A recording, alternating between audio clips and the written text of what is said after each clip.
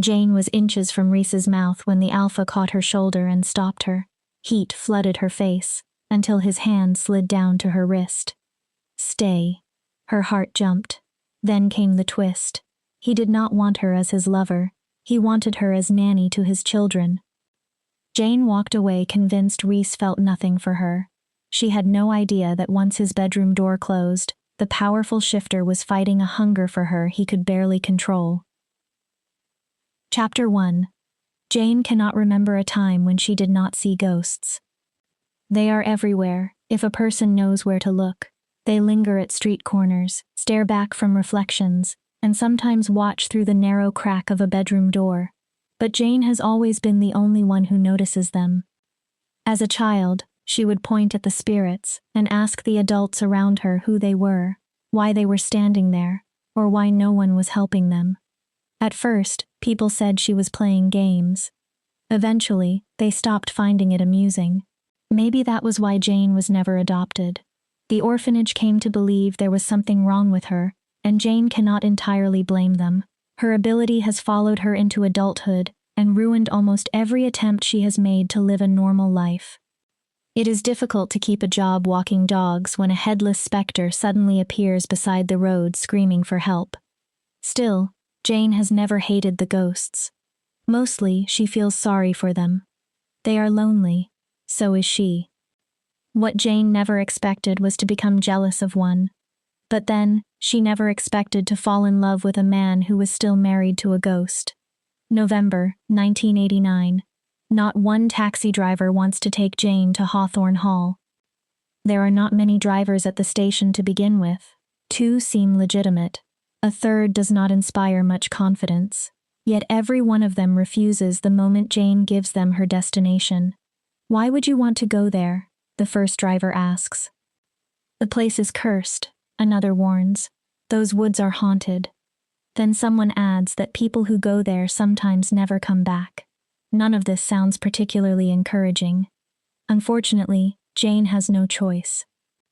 Her last living relative works at Hawthorne Hall, and she has spent a long time saving enough money to track him down. No haunted forest is going to stop her from finding the only family she has left. And apparently, neither is the lack of a taxi. The walk should take roughly 3 hours. Jane's backpack is light, and the weather is not unbearable for late October this far north. The wind is cold, but at least there is no snow. At first, the route through the woods is easy enough. She follows the main road and keeps moving. Then the ground becomes wetter. Leaves disappear beneath thick mud. Her boots sink with every step, and soon the crisp sound of autumn foliage is replaced by an unpleasant squelch. The earth seems determined to hold her in place. Her progress slows. So does the daylight. The sun slips lower behind the trees, sending thin orange rays through the canopy. Even that light seems strangely distant, as though warmth cannot reach the heart of these woods. Jane's fingers eventually become numb. Her breath turns white in front of her. If she cannot reach her uncle's cabin soon, she may have to spend the night outside. The idea does not appeal to her. Branches twist through the mist like long skeletal fingers, catching her sleeves and forcing her to duck around them. Still, what other option does she have?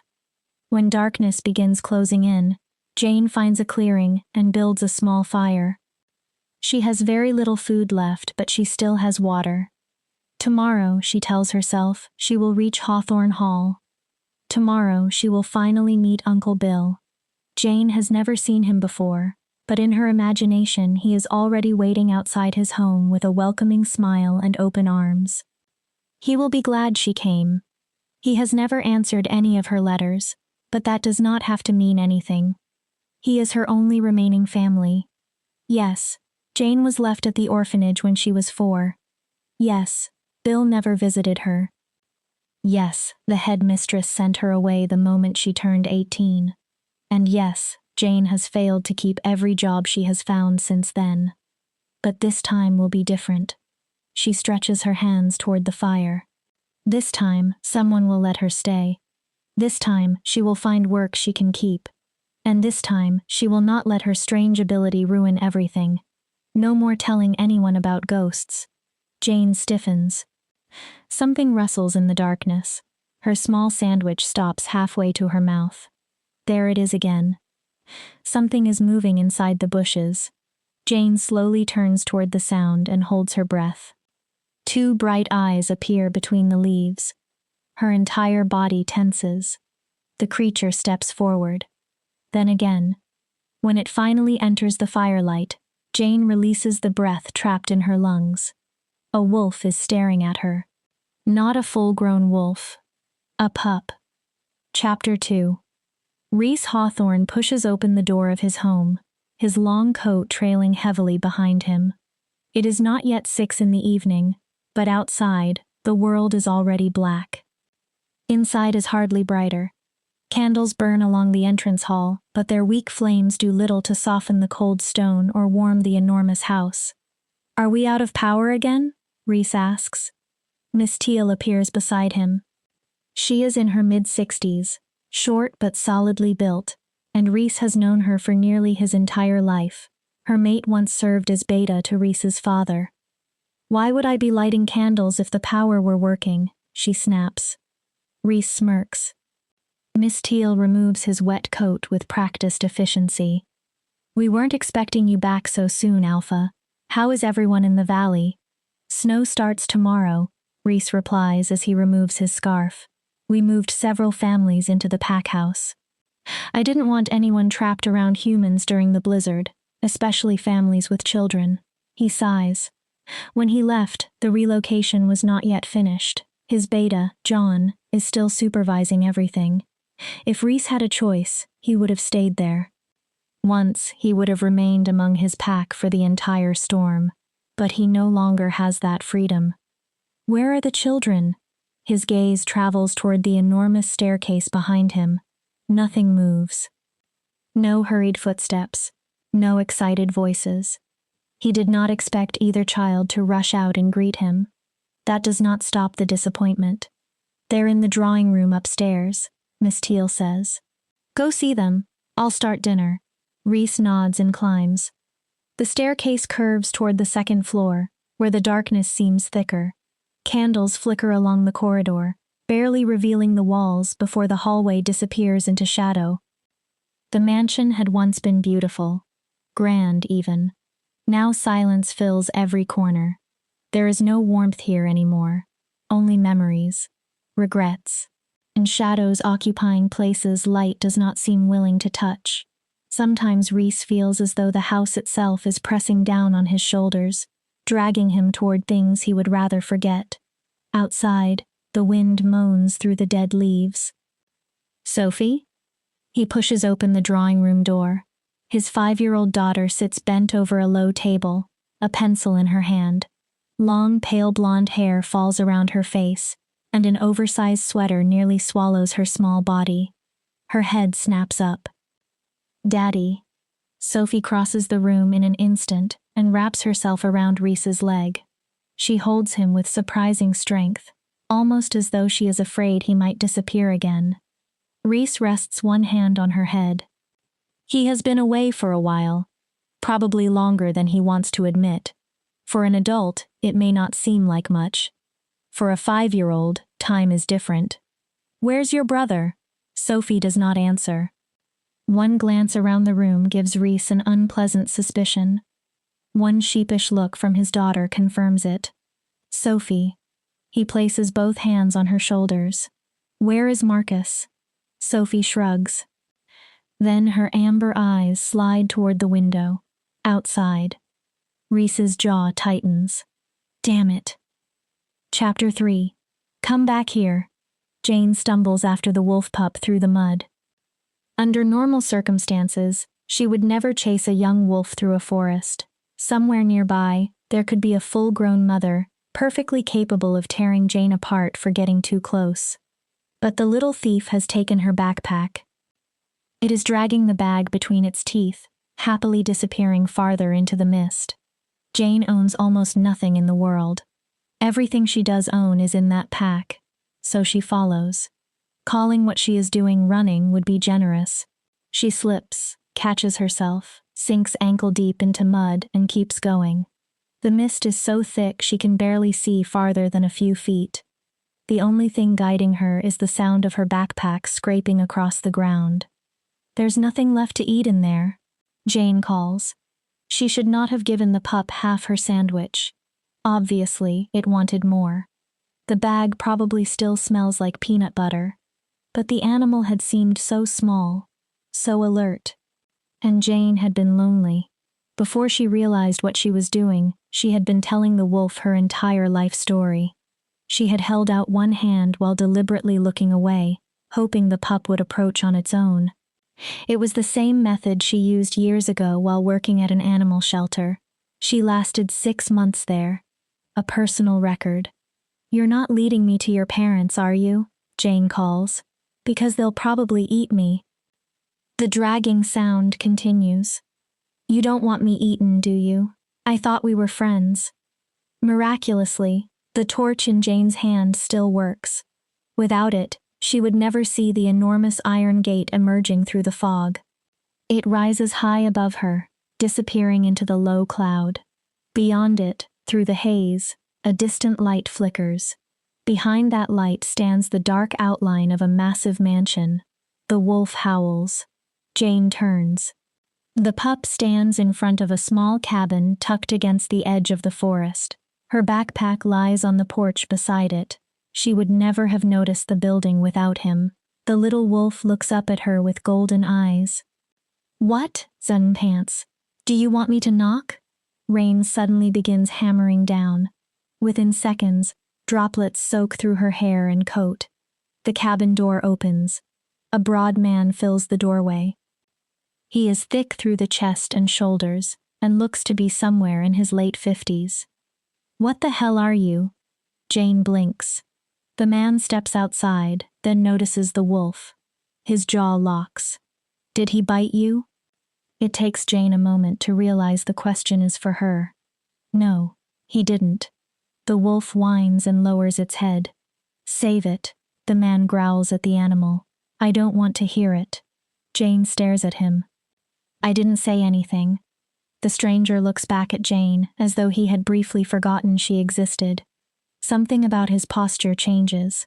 For a man of his size, he suddenly looks strangely uncomfortable. "You'd better come inside." He opens the door wider. Jane hesitates. Rain is pouring over her, but she does not know this man. "I'm looking for someone," she says carefully. "A distant relative. I was told he lives." "I'm Bill." Jane freezes. The man jerks his head toward the cabin. "Come inside, Jane." Then he looks at the wolf. "You too." He turns and disappears into the cabin. Jane remains on the porch for a moment, looking between the open doorway and the wolf pup. The great uncle she crossed half the country to find is standing only a few feet away. Chapter 4. Jane sits close to the fire Bill has just built. The wolf pup watches the flames and gives a low growl. "I know," Bill mutters toward it. "I'm sorry, but our guest is freezing." Then he looks at Jane. "I'll make you something warm." For all his grumbling, Jane finds herself relaxing. Maybe it is simply because they are family. Maybe it is the warmth of the cabin after hours in the cold. Whatever the reason, she feels safer here than she expected. "How did you know who I was?" she asks. Bill places milk over the heat. Soon the sweet smell of chocolate fills the room. "You smell like..." He stops. His eyes remain fixed on the pot. "I mean, you look like your mother. I only met her once or twice, but I remember her." Jane immediately wants to ask about her mother. Instead, another question escapes. "You never answered my letters." She regrets the words as soon as she says them. She has known Bill for barely 10 minutes and is already accusing him of ignoring her. "Not that you had to," she adds quickly. "Obviously. You don't owe me anything." Bill taps his wooden spoon against the side of the pot. He does not look embarrassed, more thoughtful. "I should have answered." He finally looks at her. "I'm sorry." Bill fills 3 mugs with cocoa and carries them over. Jane gives him a tentative smile. Maybe this can work. Maybe she has finally found somewhere she belongs. Then Bill speaks. "You can't stay here, Jane. Her fingers tighten around her mug. He does not sound cruel, but there is no uncertainty in his voice. I wasn't expecting you to support me, Jane says quickly. I could work. I could help you. I'd earn my keep. Bill grimaces. My alpha won't allow it. Jane takes a sip of cocoa. The drink is so good she immediately takes another before his words register. You're what? Bill glances toward the pup. The little wolf shifts impatiently and makes a quiet sound in Bill's direction. My master, Bill corrects. My master wouldn't allow it. His eyes stay on the wolf. Jane notices. Bill taps his mug gently against hers. Drink. It gets cold quickly. She obeys. The hot chocolate burns pleasantly down her throat. That's really good. Did you put spices in it? Bill smiles, but the expression is strained. The pup begins pacing and whining. Go to my room, Bill tells him. To Jane's astonishment, the wolf immediately obeys and vanishes down the hall. She stares after it. Can wolves be trained like that? How do you know that, wolf? A huge yawn cuts through her question. Jane covers her mouth. The fire has warmed her all the way through. After the exhausting hike, drowsiness settles over her with startling speed. Still, something feels strange. How do you know him? She asks again. Another yawn. Bill lays a soft quilt over her shoulders. Jane sinks deeper into it. You look like you need some rest. His voice sounds increasingly distant. I'm fine, Jane murmurs. Her tongue feels heavy. She will only close her eyes for a few seconds. Perhaps a minute. Far away, she thinks she hears someone pounding on the front door. Then sleep takes her completely. Chapter 5. Reese crosses the grounds toward Bill's cabin at a brutal pace. Rain lashes his face. If he does not hurry, the storm will wash away every trace of Marcus's scent. Sophie trots beside him in wolf form, her paws finding steady footing through the mud. She growls unhappily as water soaks her fur. I told you to stay inside, Sophie whines. Now is not the time to argue. She whines again. Reese knows exactly what she wants. Her brother. The two children are rarely apart. Sophie has always followed Marcus everywhere, as younger siblings tend to do. At least Marcus did not bring her on whatever reckless adventure took him away from home tonight. What Reese cannot understand is why his son left at all. Hopefully, Marcus made it to Bill. The groundskeeper is the strongest wolf on the estate whenever Reese is absent. Even if Marcus is not there, Bill can help search. Reese reaches the cabin and knocks once. Hard. Smoke rises from the chimney. Bill opens the door. Alpha. His eyes widen. Clearly he was not expecting Reese. Is he here?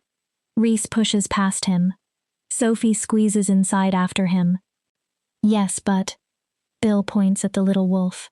Kid, stop. You're dripping all over my floor. Sophie ignores him and races toward the living room. Reese follows. The room is warm from the fire. Marcus sits wrapped in a quilt far too large for him, his bare feet sticking from beneath it. His blonde hair hangs in wet clumps around his flushed face. Sophie bounds toward him, tail wagging. Marcus lowers a cup of hot cocoa to the floor so his sister can drink, then ruffles her fur. He refuses to look at Reese.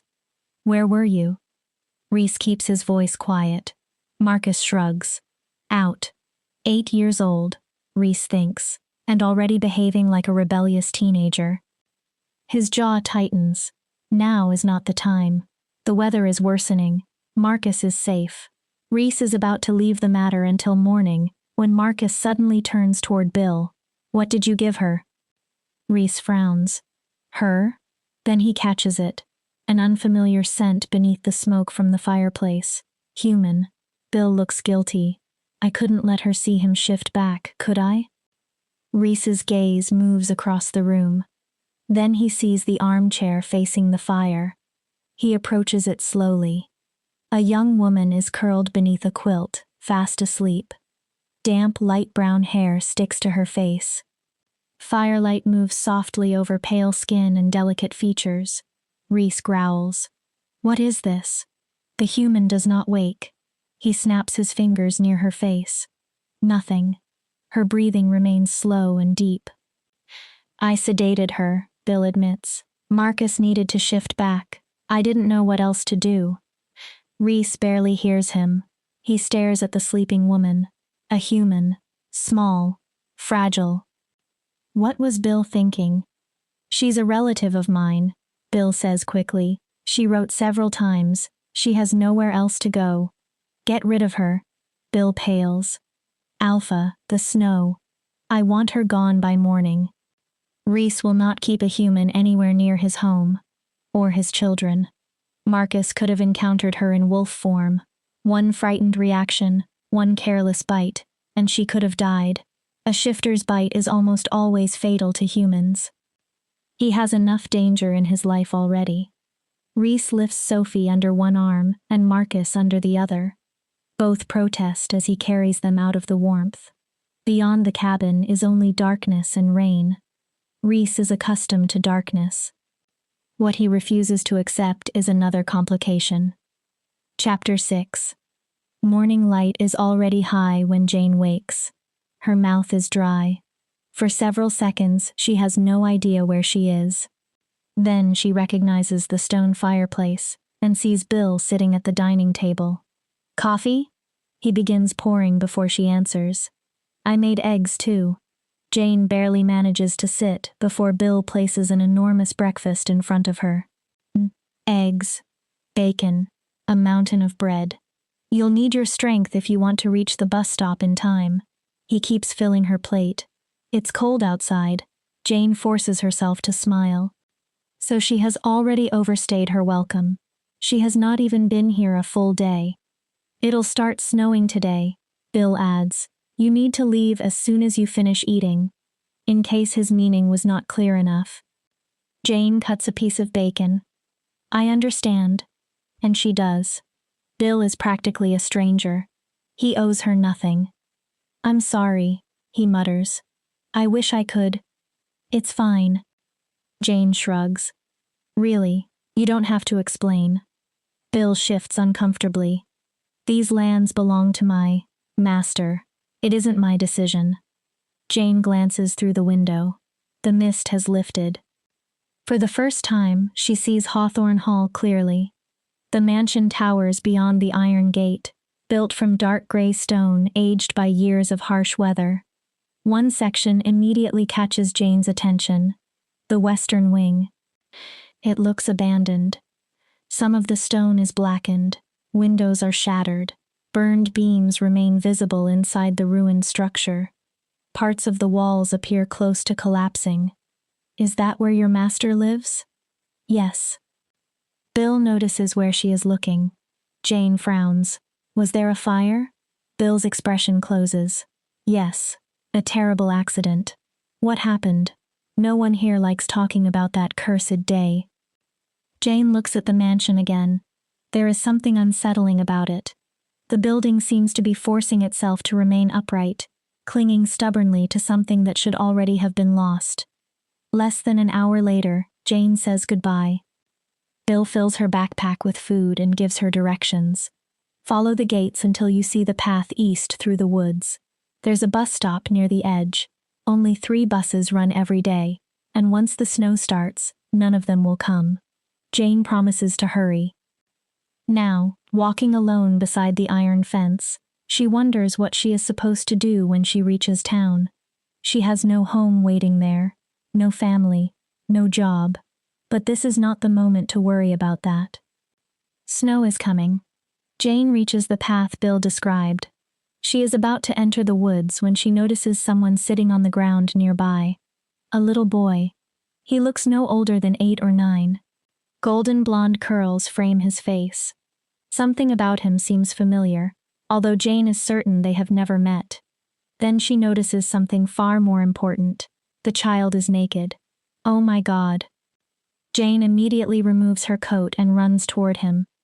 Are you okay? The boy becomes rigid as she approaches. He glances at her once, then looks away.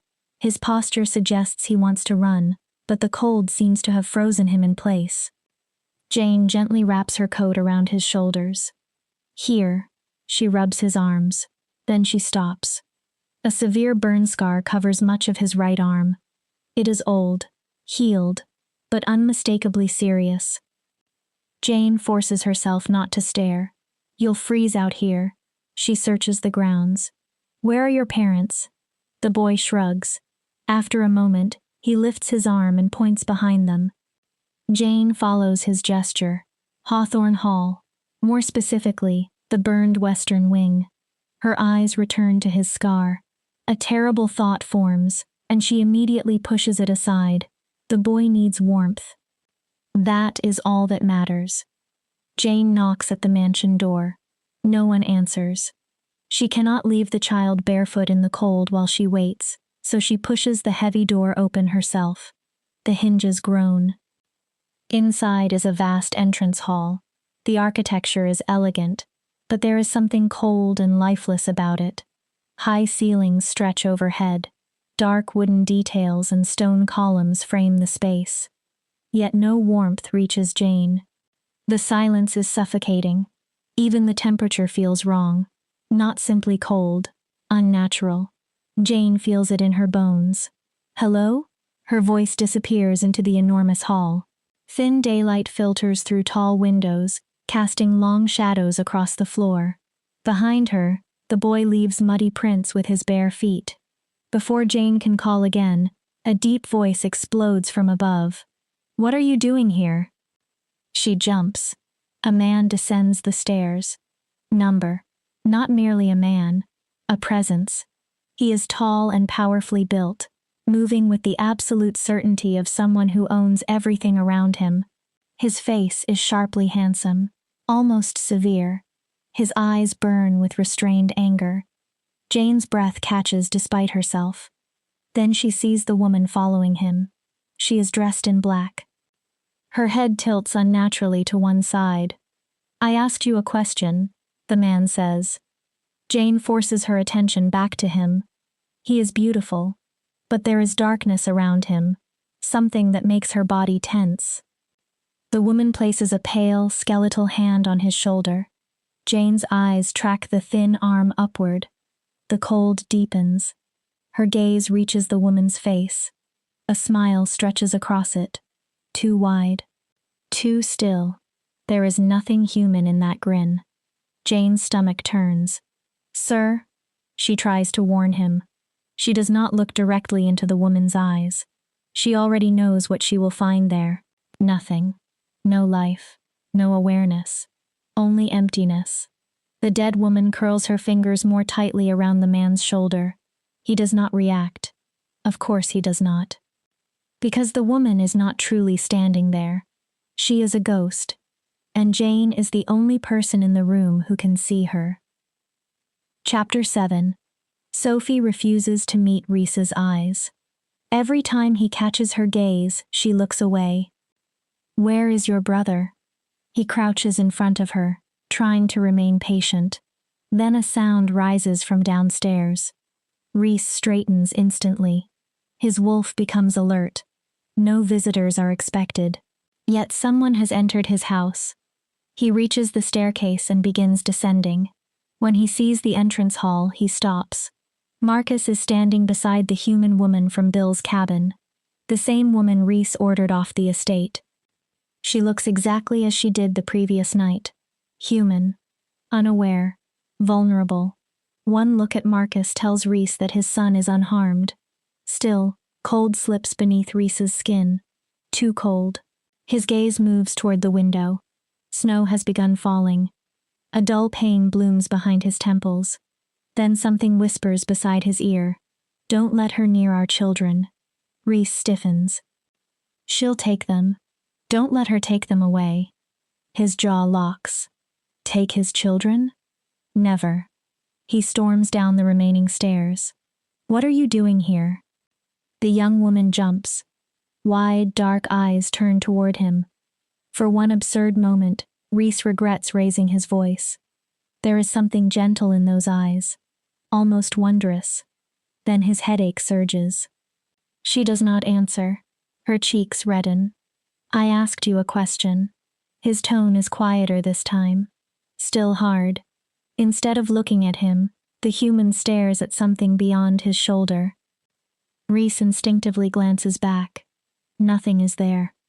I found him outside, she finally stammers, pointing toward Marcus. He was naked. I thought. Reese's attention snaps to the boy. Relief passes through him. Then the whisper comes again. She'll take him away. Don't let her take our son. Protectiveness ignites inside Reese. Thank you for bringing him back, he says roughly, but you need to leave. The woman hesitates. I don't think it's safe for him to be wandering around outside, especially without clothes. The words scrape across Reese's nerves. His head pounds harder. Is he your son? She looks startled. I think not. Reese barely restrains the anger building inside him. I said leave. Her fists tighten. Her eyes shine with hurt, yet she still refuses to look directly at Reese. Instead, she watches the empty space above his shoulder. Sir, leave. His voice echoes through the hall. The woman flinches, turns, and runs. Moments later, she disappears into the mist and falling snow. Reese watches until she is gone. The cold does not leave with her. Chapter 8. Jane runs through the snow as fast as her legs can carry her. Her backpack slams against her side. Fear twists inside her. That woman. That ghost. The fixed grin. Those white fingers wrapped around Marcus's father. Jane has never seen a spirit remain so clear for so long. How long has it been following him? What has it been saying? Because Jane cannot hear the dead woman, but she saw the way the man changed. She saw his eyes darken, and Marcus had been outside naked in freezing weather. Was the ghost responsible? Could it hurt the child? Jane slows. Could she really leave him there? No. She needs help. Someone who can intervene. The bus will take her into town. From there, she can find a phone. Social services. The police. Anyone. She pushes harder through the thickening snowfall. When the edge of the forest finally appears, Jane sees movement ahead. The bus. Her relief lasts only a second. It is already pulling away. No. Jane runs after it. The vehicle disappears into white haze. She comes to a stop, bent over and gasping. Snow lashes her face. Then Jane realizes something else. Her coat. She left it wrapped around Marcus. The cold bites through her sweater almost immediately. She keeps going anyway. Someone has to believe her. They have to, even if no one ever has before. All her life, people dismissed every word she said about ghosts. But Jane cannot forget those skeletal hands. Marcus's bare feet. His father's expression. She will never forgive herself if something happens and she does nothing. Snow thickens until the world disappears. Jane walks, then stumbles, then walks again. Every breath tears at her throat. Her legs burn.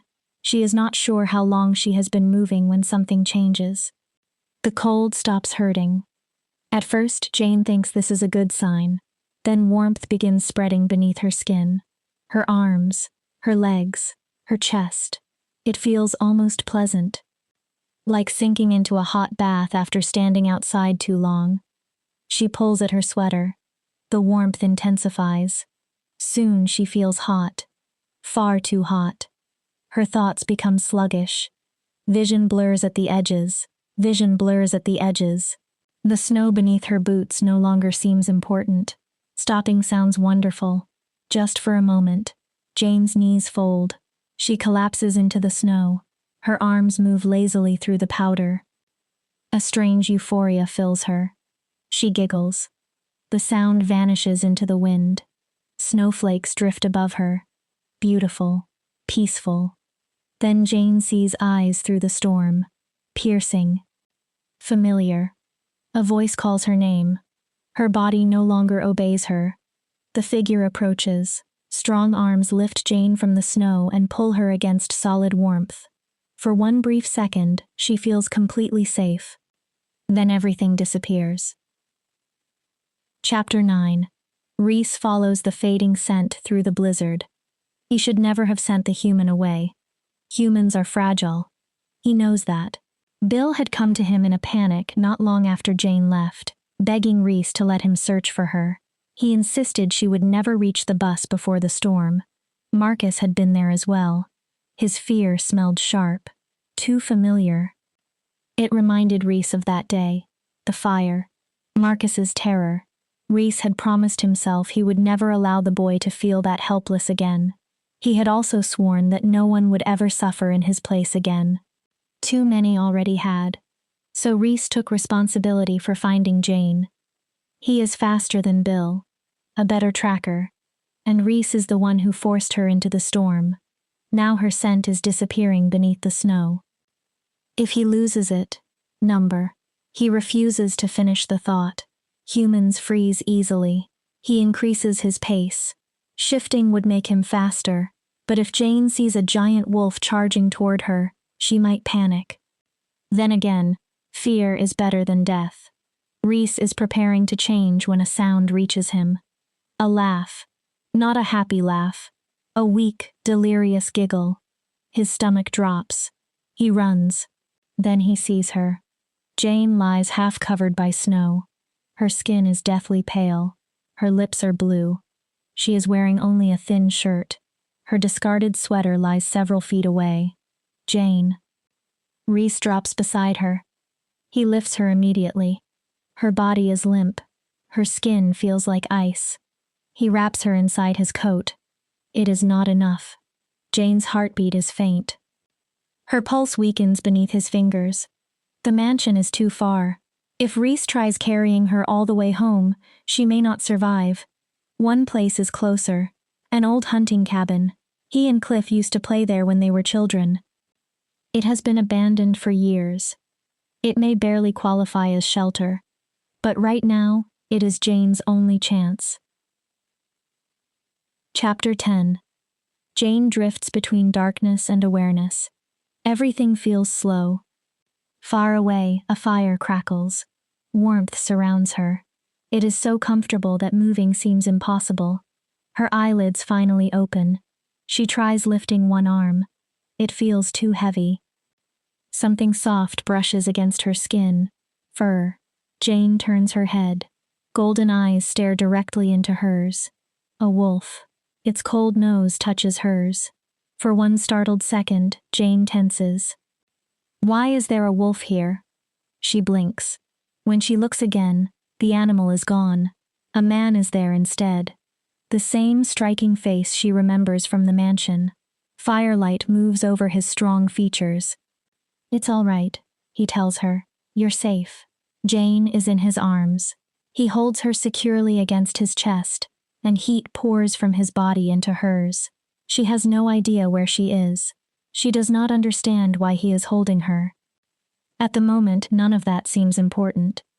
She is warm, safe, comfortable. Don't be alarmed, he says softly. Alarmed? Jane smiles sleepily. Why would she be alarmed? Being held like this feels almost like being cherished. His hand brushes her cheek. Fingers move gently through her hair. Jane becomes even more drowsy. You're beautiful, she mumbles. This must be a dream. The best dream she has ever had. She never wants it to end. The fire crackles. Darkness takes her again. When Jane wakes the next time, her mind is clearer. Heavy quilts cover her. The smell of burning wood fills the room. She looks upward at tall wooden beams crossing a high rustic ceiling. The place looks old but carefully maintained. Where am I? She remembers snow, cold. Then, warmth. And him. Before Jane can decide whether those memories were real, quiet giggling reaches her. She turns. Two small blonde heads peek over the end of the bed. Shut up, Sophie, a boy whispers. You'll wake her. The giggling stops. Do you think she'll be mad? A younger girl whispers back. Probably not. The boy pauses. But the alpha will. Maybe when she wakes up, she can bake cookies. Jane smiles. I do have a very good recipe. Two faces rise instantly. Marcus stares at her. Beside him is a younger girl with long blonde curls. You're awake, Marcus says, almost accusingly. Cookies, Sophie says. Hello. The children study Jane carefully. Then Marcus moves protectively in front of his sister and tries to look intimidating. You're not to tell anyone we were here. Jane almost laughs at the seriousness with which he squares his little shoulders. Cross my heart. Marcus blinks. Really? Just like that? Before she can answer, he suddenly goes rigid.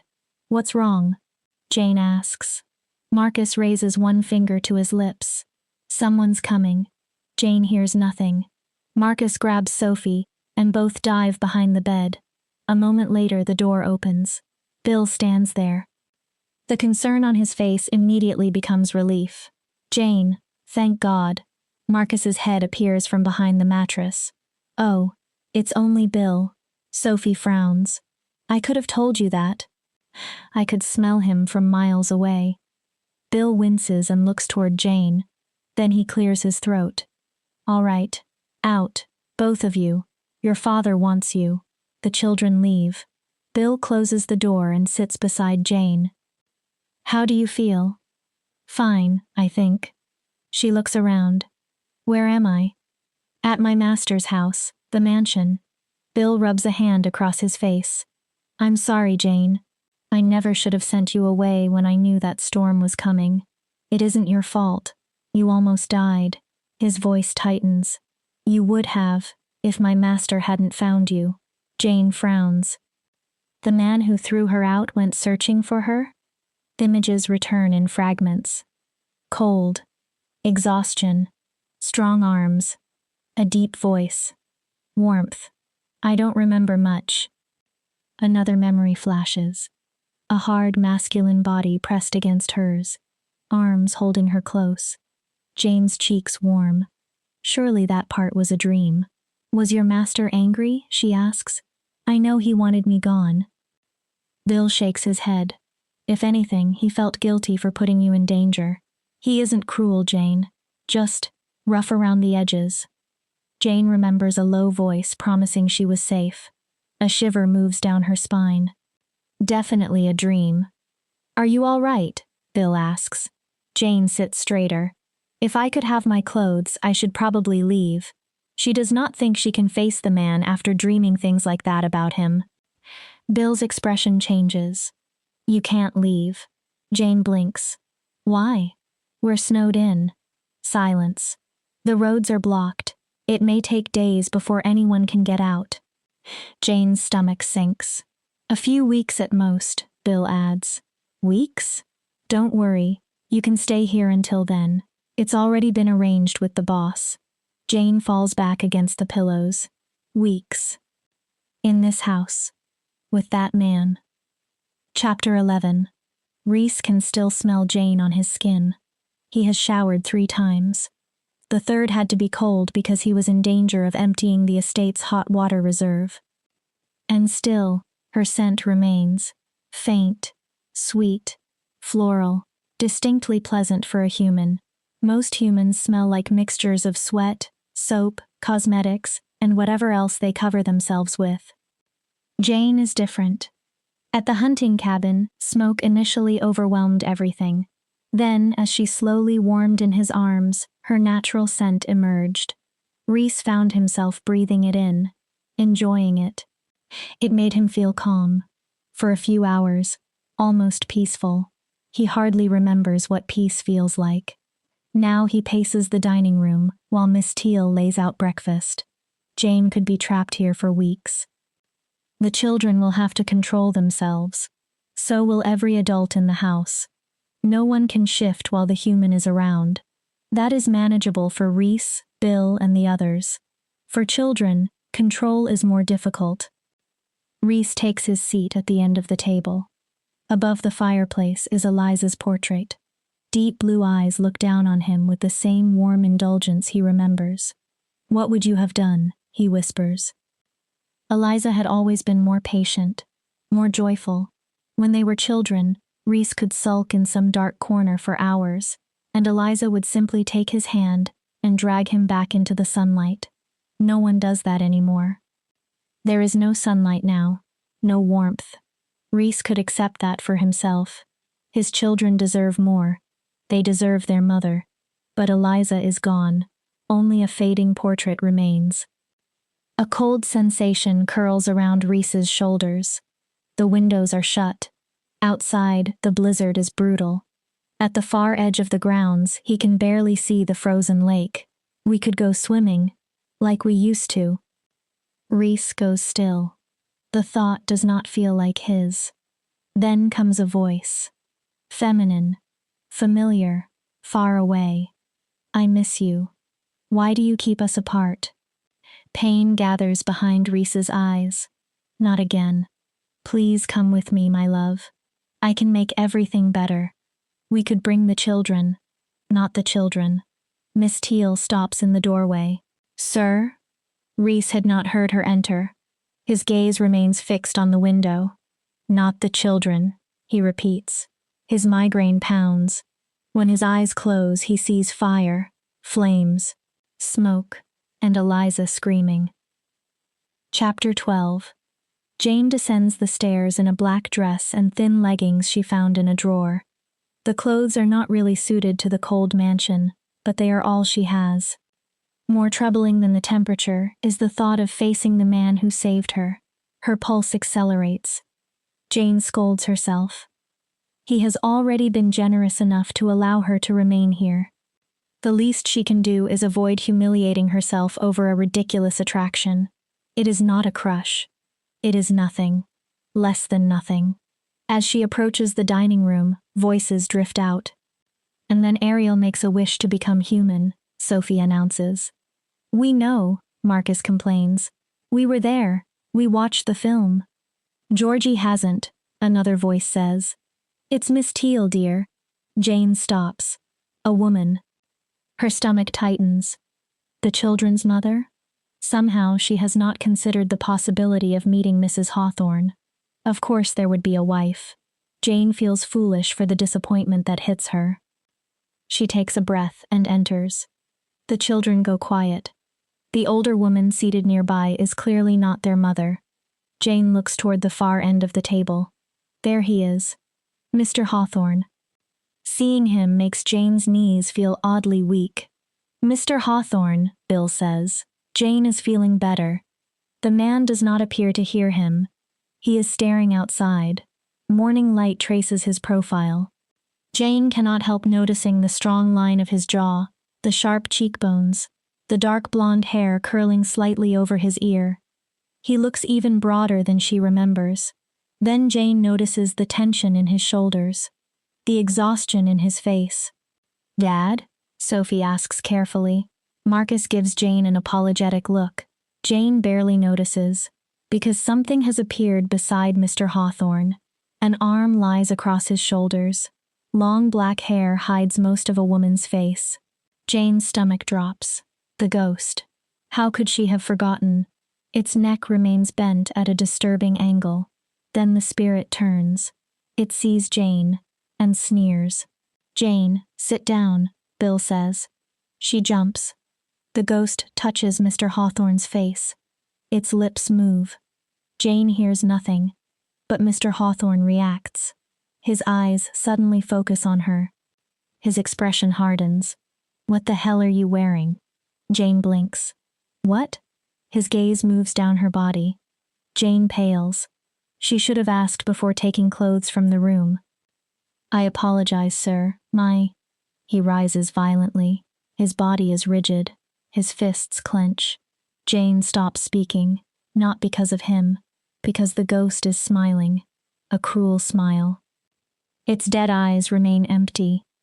Jane wants to scream that something is standing beside him, but she has done that before. To relatives, to orphanage workers, to teachers. No one ever believes her. Mr. Hawthorne will not either. Take it off. His voice drags her attention back. He is standing directly in front of her now. His face is so pale he almost resembles one of the dead. What? Jane notices the trembling in his body. Pain darkens his eyes. Off. The room becomes silent. Sophie whines. Marcus looks terrified. The ghost's grin opens wider. All right. Jane looks directly toward the spirit. I understand. She speaks calmly and moves carefully, watching for any reaction. The ghost does nothing. Jane pulls off the dress. It drops to the floor. She is left in her bra and leggings. Mr. Hawthorne stares at her. Then his expression changes completely. Confusion. Shock. He grabs both her wrists before she can remove anything else. He looks as if he has just awakened from a nightmare. The ghost begins to fade. Its vacant eyes settle on Reese's hands where they touch Jane. Instinctively, Jane closes her fingers around one of his hands. The spirit disappears. Completely. Mr. Hawthorne's shoulders lower. Color slowly returns to his face. Who? He looks at her. Who are you?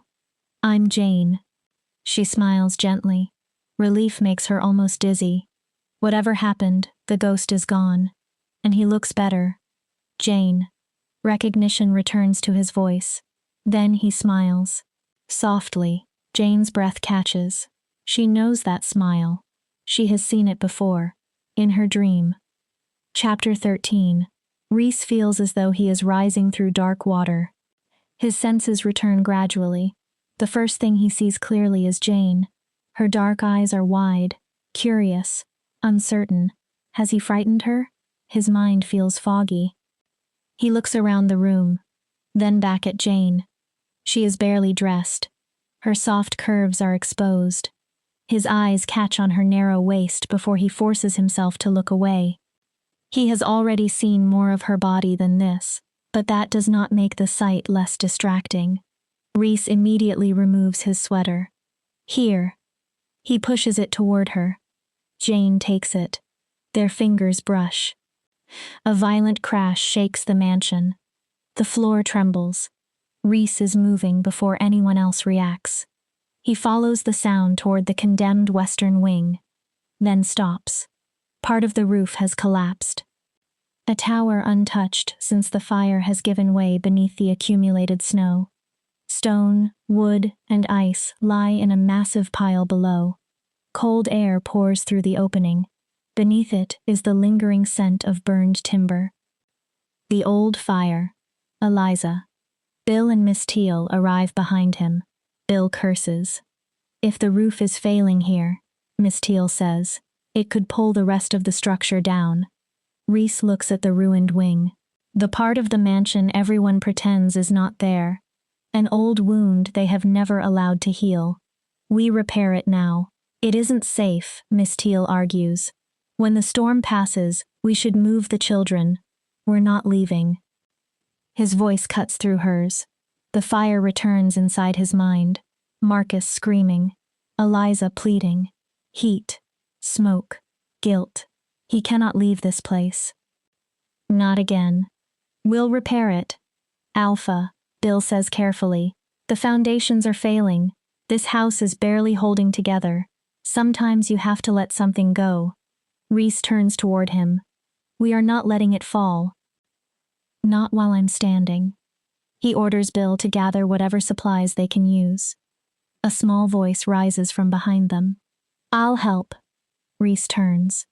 Sophie stands there with Marcus. Jane is with them. She is wearing his sweater. It hangs nearly to her knees. The sight sends an immediate, unwanted response through Reese's wolf. He forces himself to focus. Marcus looks pale. The boy should not be anywhere near this wing. Neither child should. Sophie, you and Marcus stay somewhere safe. But Dad, we're bored, she protests. We want to help. Reese's patience thins. Miss Teal interrupts. Alpha, I need to inspect the rest of the structure. If another section collapses, we could have a serious problem. She is right, but that leaves no one to watch the children. Mr. Hawthorne? Jane's quiet voice reaches him. Reese looks at her. She immediately falters. I could. Yes? Jane swallows. I wouldn't mind. Wouldn't mind what? Watching them. Her cheeks redden. I'm good with children. I've babysat before. Reese studies her. Her scent changes. Sweetens. Thickens.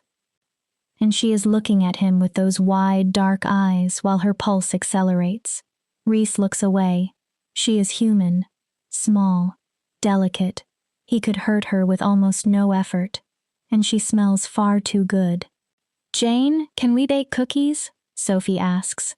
Marcus suddenly looks interested as well. Reese weighs his options. They have no time. Jane is trapped here anyway. The children clearly like her. "Fine." His answer comes out more like an order. "Jane will watch you." Then he looks at Marcus. "You, come here." He sends Sophie and Jane away before lowering his voice. "Do not shift in front of her. No one shifts around her." Marcus looks unimpressed. No no swearing. Marcus frowns. Reese sighs and places a hand on his shoulder. "Jane is human. She's fragile. You know what could happen if one of us bit her." Marcus becomes serious. "I know, Alpha. I'll keep her safe." Reese nods. His unease remains. Jane's scent lingers even after she leaves. So does the image of her swallowed by his sweater, cheeks flushed as she looked up at him. Chapter 14. Marcus and Sophie look alike, but their personalities could not be more different. Sophie never stops moving. She jumps from subject to subject, asks several questions in one breath, and seems capable of crossing a room faster than Jane can track. Marcus is quiet, almost painfully so. Melancholy follows him. He avoids attention and constantly hides his burned arm behind his back. Sometimes his eyes become distant. It worries Jane. She tries involving him in games and conversations, but he mostly stays beside them without participating. When Sophie becomes too loud, Marcus tells her to stop. She usually listens, for perhaps 30 seconds. Jane also watches for the ghost. She wonders if it could be responsible for Marcus's sadness. But the spirit has not appeared again. Could touching Mr. Hawthorne truly have driven it away? That is not how ghosts usually work. Jane removes a second tray of cookies from the oven. Her thoughts drift toward Mr. Hawthorne and the others repairing the mansion. They've been out there a long time. She looks toward the children. Maybe we should light a fire so they can warm up when they come inside. Marcus stiffens. Jane immediately notices. Of course. His scar. He may remember being burned. Perhaps it happened during the same fire that destroyed the West Wing. Why? Sophie asks. Jane turns. Why what? Why would they need to warm up? Because they may be cold on the roof. Both children look confused. Why would they be cold? Sophie asks again. Marcus shrugs. Jane pauses. Perhaps there is no reason to continue discussing fire. Never mind. Sophie steals a cookie. If I get cold, I turn. Jane looks at her. Turn into what? Marcus's head snaps up. Shut up. Sophie recoils. Jane touches the girl's shoulder. It's okay. Marcus bares his teeth in a surprisingly wolfish expression. Jane startles. I'll tell father you were mean, Sophie threatens. Don't call him that. Marcus crosses his arms. Children. Jane raises both hands. Yelling ruins cookies. You don't want the cookies ruined, do you? Both children immediately fall silent. Jane hides a smile. What do you call Mr. Hawthorne, Marcus? Alpha. He accepts the cookie she hands him. There is that word again. Bill used it too. That's because he's our alpha, Sophie explains. And our father. Marcus growls. Then he bolts from the kitchen. Sophie watches him leave. Don't worry. Dad says he's sad because he misses Mom. Her expression falls. I don't remember her, so it's okay that she's gone. Jane's chest tightens. I'm sorry, Sophie. She leaves the girl with the cookies and follows Marcus. He has not gone far. Jane finds him crouched in a corner of the dining room. She sits beside him. My mother is gone too. Marcus shrugs but does not tell her to leave. Jane takes that as permission to continue. Sometimes I'm afraid I'll forget her. That makes me sad. Marcus finally looks at her. Really? Really. So I write things down in my journal, or I talk about her. That helps me keep the memories. Marcus clenches his fists. I can't write. He hesitates. Not very well. And the alpha doesn't like talking about mom. He says he doesn't mind, but I know he does. Jane considers him. I could teach you to write if you want. Marcus listens. And while you're learning, you can talk to me about her whenever you like. Jane gently places a hand on his shoulder. What was she like? Marcus says nothing. Instead, he points behind Jane. She turns. A portrait hangs on the wall. A woman with long black hair. Clear blue eyes. Jane knows that face. Her blood goes cold. Marcus's mother is the ghost haunting Mr. Hawthorne, his dead wife. Chapter 15. Reese collapses onto his bed. 3 days. 3 relentless days repairing the roof while fighting the storm. He feels ancient. Snow kept piling around them while wind tore through every opening they tried to seal. Bill worked beside him. The entire time, Bill worried Jane might notice how quickly they could accomplish what should have taken ordinary humans much longer. She can't know what we are, Bill kept saying, as though Reese needed reminding. His clothes remain wet and streaked with mud. He should change. The thought of standing feels impossible. He stares at the ceiling while exhaustion presses down on him. His mind refuses to rest. When will Jane be able to leave? The children are already becoming attached. Especially Sophie. But that is hardly surprising. Sophie is starved for affection, for joy, for light. Her endless energy reminds Reese painfully of Eliza. She has her mother's determination, her brightness, her stubborn ability to fill a room. Marcus is different. He takes after Reese's side of the family. Quiet, brooding, carrying more sadness than a child should. Marcus was 4 when his mother died, old enough to remember. Sometimes Reese wonders exactly what he remembers. There are moments when Marcus looks at him with something almost like betrayal. He never discusses the fire. Certainly not with Reese. Maybe he could talk to someone else. Someone warmer. Yesterday, Reese passed the drawing room and saw Marcus bent over a book. Jane sat beside him, patiently helping him sound out the words. It was the first time in years Reese had seen Marcus willingly focus on something unrelated to shifter training. Jane will eventually leave. Before she does, perhaps she can help Marcus open up. Reese loves his children more than anything. But he has never felt prepared to raise them. They are constant reminders of the woman he failed to save. Reminders that Reese should have been the one to die.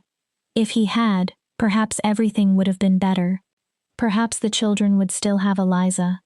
A cold sensation settles over his skin. Her loss is always present, usually a dull ache. Tonight it sharpens. The room seems to darken around him. Then the whispering begins again. Reese closes his eyes. Sleep does not come. Chapter 16. Sophie bounces around the kitchen while Jane prepares a tray of breakfast leftovers. Marcus stands beside them, quietly arranging plates. Jane watches both children. Something about this family hurts to witness. They have a mansion, food, warm clothes, every material thing they could need. Yet their mother is dead, and their father seems to spend every possible moment finding reasons not to be with them. I think it's sweet that you're taking him breakfast, Jane says. Sophie beams. Do you think he'll like our drawings? Jane looks toward the pictures the children finished yesterday. Sophie's page is a chaos of bright color, rainbows, sunshine, and mermaids. Marcus's drawing is far more detailed. He helped Sophie with her mermaid's tail, then drew a remarkably skillful portrait of a man. Jane notices the long scar across the figure's left cheek. Is your father a pirate? Marcus gives her a flat look. That isn't my dad. He points. That's Uncle Cliff. Jane balances the heavy tray while following the children upstairs. Sophie skips ahead. Marcus stays closer to Jane. At Mr. Hawthorne's bedroom, Marcus knocks. No response. Maybe he's asleep, Sophie whispers loudly. Marcus steps back. We should leave. Jane remembers the orphanage. Days spent waiting for someone to notice her, to care enough to ask what she needed. She refuses to let these children live with the same feeling.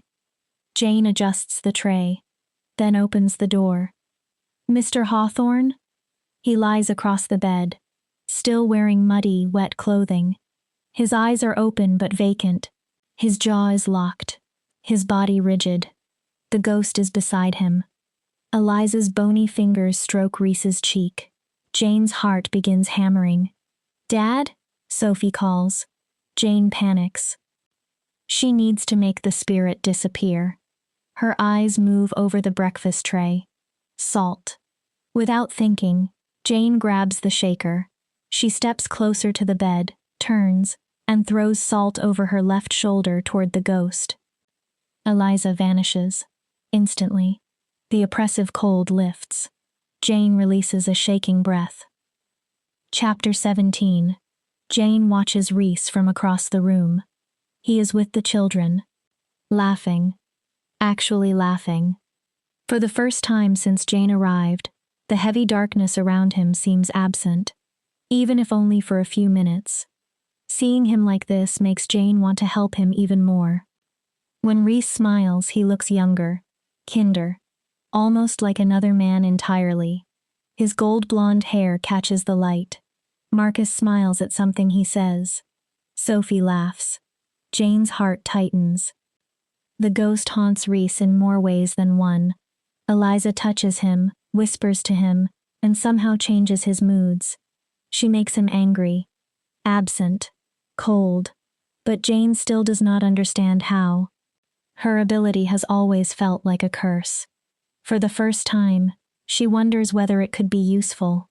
If she had ever learned more about spirits, instead of trying to hide from her gift, perhaps she would already know how to help Reese.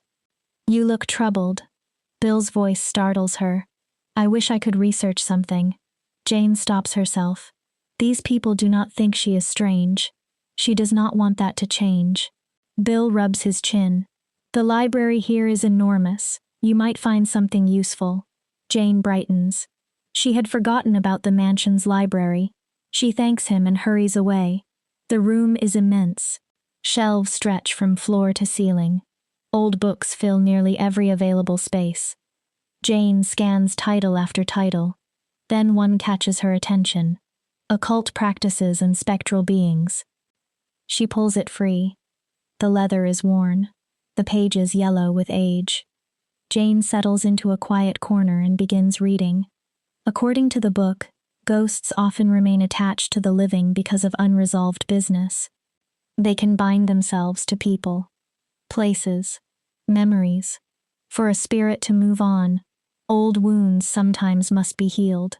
Jane thinks about the fire. Eliza died in that house. How can Jane possibly heal something like that? She keeps reading, then finds instructions for protective circles designed to keep spirits away.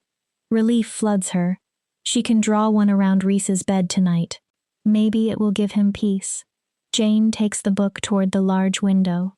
Snow still covers the estate, but the storm finally appears to be weakening. Far beyond the mansion, at the edge of the woods, 3 wolves move across the white field. Chapter 18. The house is unusually quiet. Reese can hear his children playing nearby. Outside, the storm has finally begun to fade. The wind no longer howls. Snow falls gently now. It should break by tomorrow. Marcus immediately becomes tense. Reese notices. What's wrong? The boy says nothing. Then Sophie bursts into tears. I don't want Jane to leave. Reese's chest tightens.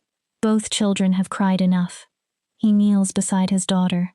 Sophie, it can't be helped. The words sound weak even to him. Jane doesn't belong here. She's human.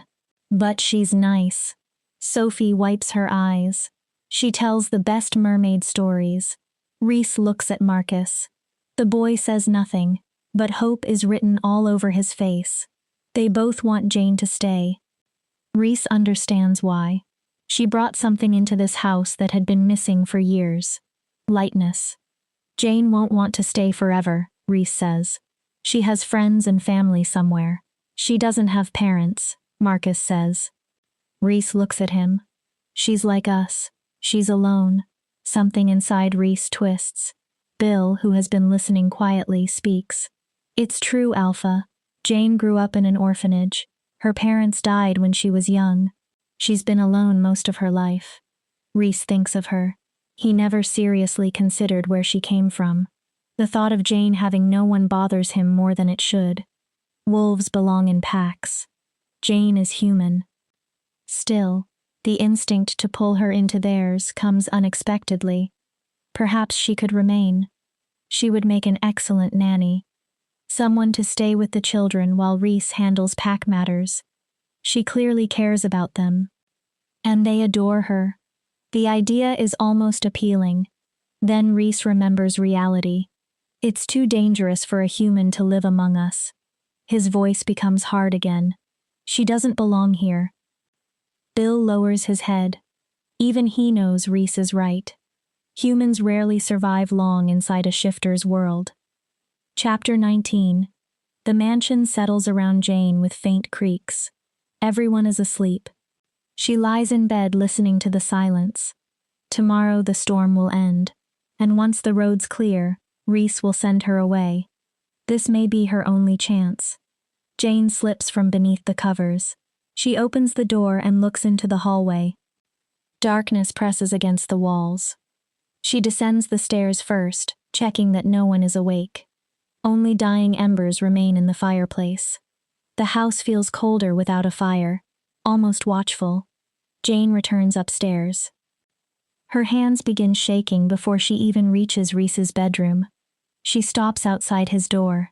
Tomorrow she will be gone. Tonight she can still help him. Jane pushes the door open. The hinges groan. She steps inside, then freezes. Reese lies in bed. His chest barely moves. Hovering over him is Eliza. The ghost's gaunt face is pressed against his. Blackened lips cover his mouth. Reese's body trembles beneath her. His skin is nearly gray. Jane's first instinct is to run. Instead, she rushes toward the bed. "You're hurting him." The ghost turns its empty eyes toward her. For one terrible second, Jane thinks Eliza will attack. Then the spirit dissolves into darkness. Reese goes limp. Jane drops to her knees. "Sir?" She shakes his shoulder. "Wake up." His skin is cold. His pulse weak. The book. The circle. Jane pulls the chalk from her pocket. She crawls around the bed and draws the protective markings as quickly as she can remember them. Her hands shake so badly the lines are uneven. When the circle is complete, Jane returns to Reese. She presses her palm against his chest. There. A heartbeat. Faint. Then his eyelids move. Relief nearly makes Jane cry. "Jane!" His voice is rough. "You're awake." Reese looks confused. "What are you doing here?" Jane realizes her hand is still resting on his bare chest. She pulls it back. She had never considered what she would say if he woke and found her inside his bedroom in the middle of the night. "I wanted to thank you." "For what?" "For saving me." Her voice softens. "In the snow." Reese blinks. "It was the least I could do." "No." Emotion rises in Jane's throat. "No one has ever done anything like that for me." Reese looks troubled. Jane continues before she loses courage. "I've always had to look after myself. You didn't owe me anything, but you still risked your life to find me." "You're wrong about me," Reese says quietly. He looks away. "I'm not." Jane cups his face. Her hands tremble. "I think you're wonderful." Reese looks at her. Dark eyes. Intense. Jane suddenly becomes very aware of how close they are. Of his bare chest. The strength in his shoulders. The muscles moving beneath his skin with each breath. Heat spreads through her body. A craving she does not understand coils low inside her. She wants to touch him. Wants to know what his mouth would feel like. What would happen if he pulled her closer? Jane leans in. Her eyes close. The distance between them disappears. What are you doing? Reese's voice stops her. His hand rests on her shoulder, holding her away. Jane opens her eyes. His expression is cool, controlled. Humiliation burns across her face. She immediately retreats. I'm sorry. Jane turns to escape. His hand slides down and closes around her wrist. Wait. Her heart jumps. Hope flares. Maybe he will pull her back. Maybe. Would you consider working for me? Jane stares at him. As nanny to my children. For several seconds, she cannot speak. What? I'm offering you a job. His tone remains calm. Stay here, look after Sophie and Marcus. The words hit Jane with humiliating clarity. He does not want her, not in the way she wants him. He sees her as an employee. Nothing more. Then, another realization follows. Reese is offering her a home, work, a place with the children she already cares about. Jane forces a smile. Yes.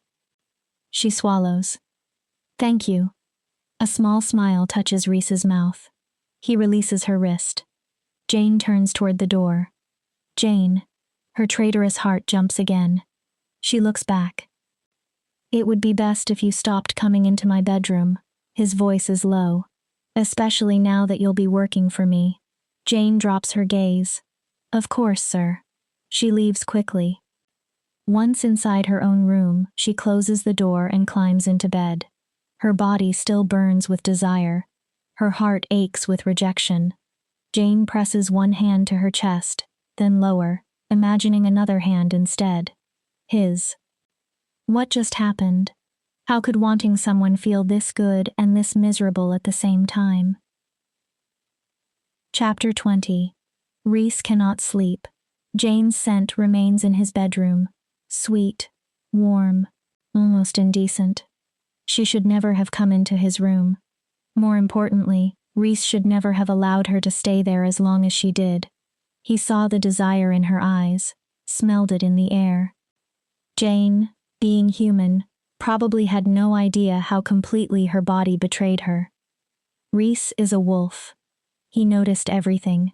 Her scent changed as she leaned toward him, thickened with unmistakable arousal. For him. That knowledge is driving Reese insane. His body aches with a raw hunger he has not experienced in years, perhaps ever. He cannot stop seeing her face, wide-eyed, flushed, embarrassed after he stopped her. But before the embarrassment, Reese closes his eyes. That thin nightdress had done nothing to hide her body. He remembers every curve, the swell of her breasts, the narrow dip of her waist, the soft flare of her hips. His hands tighten.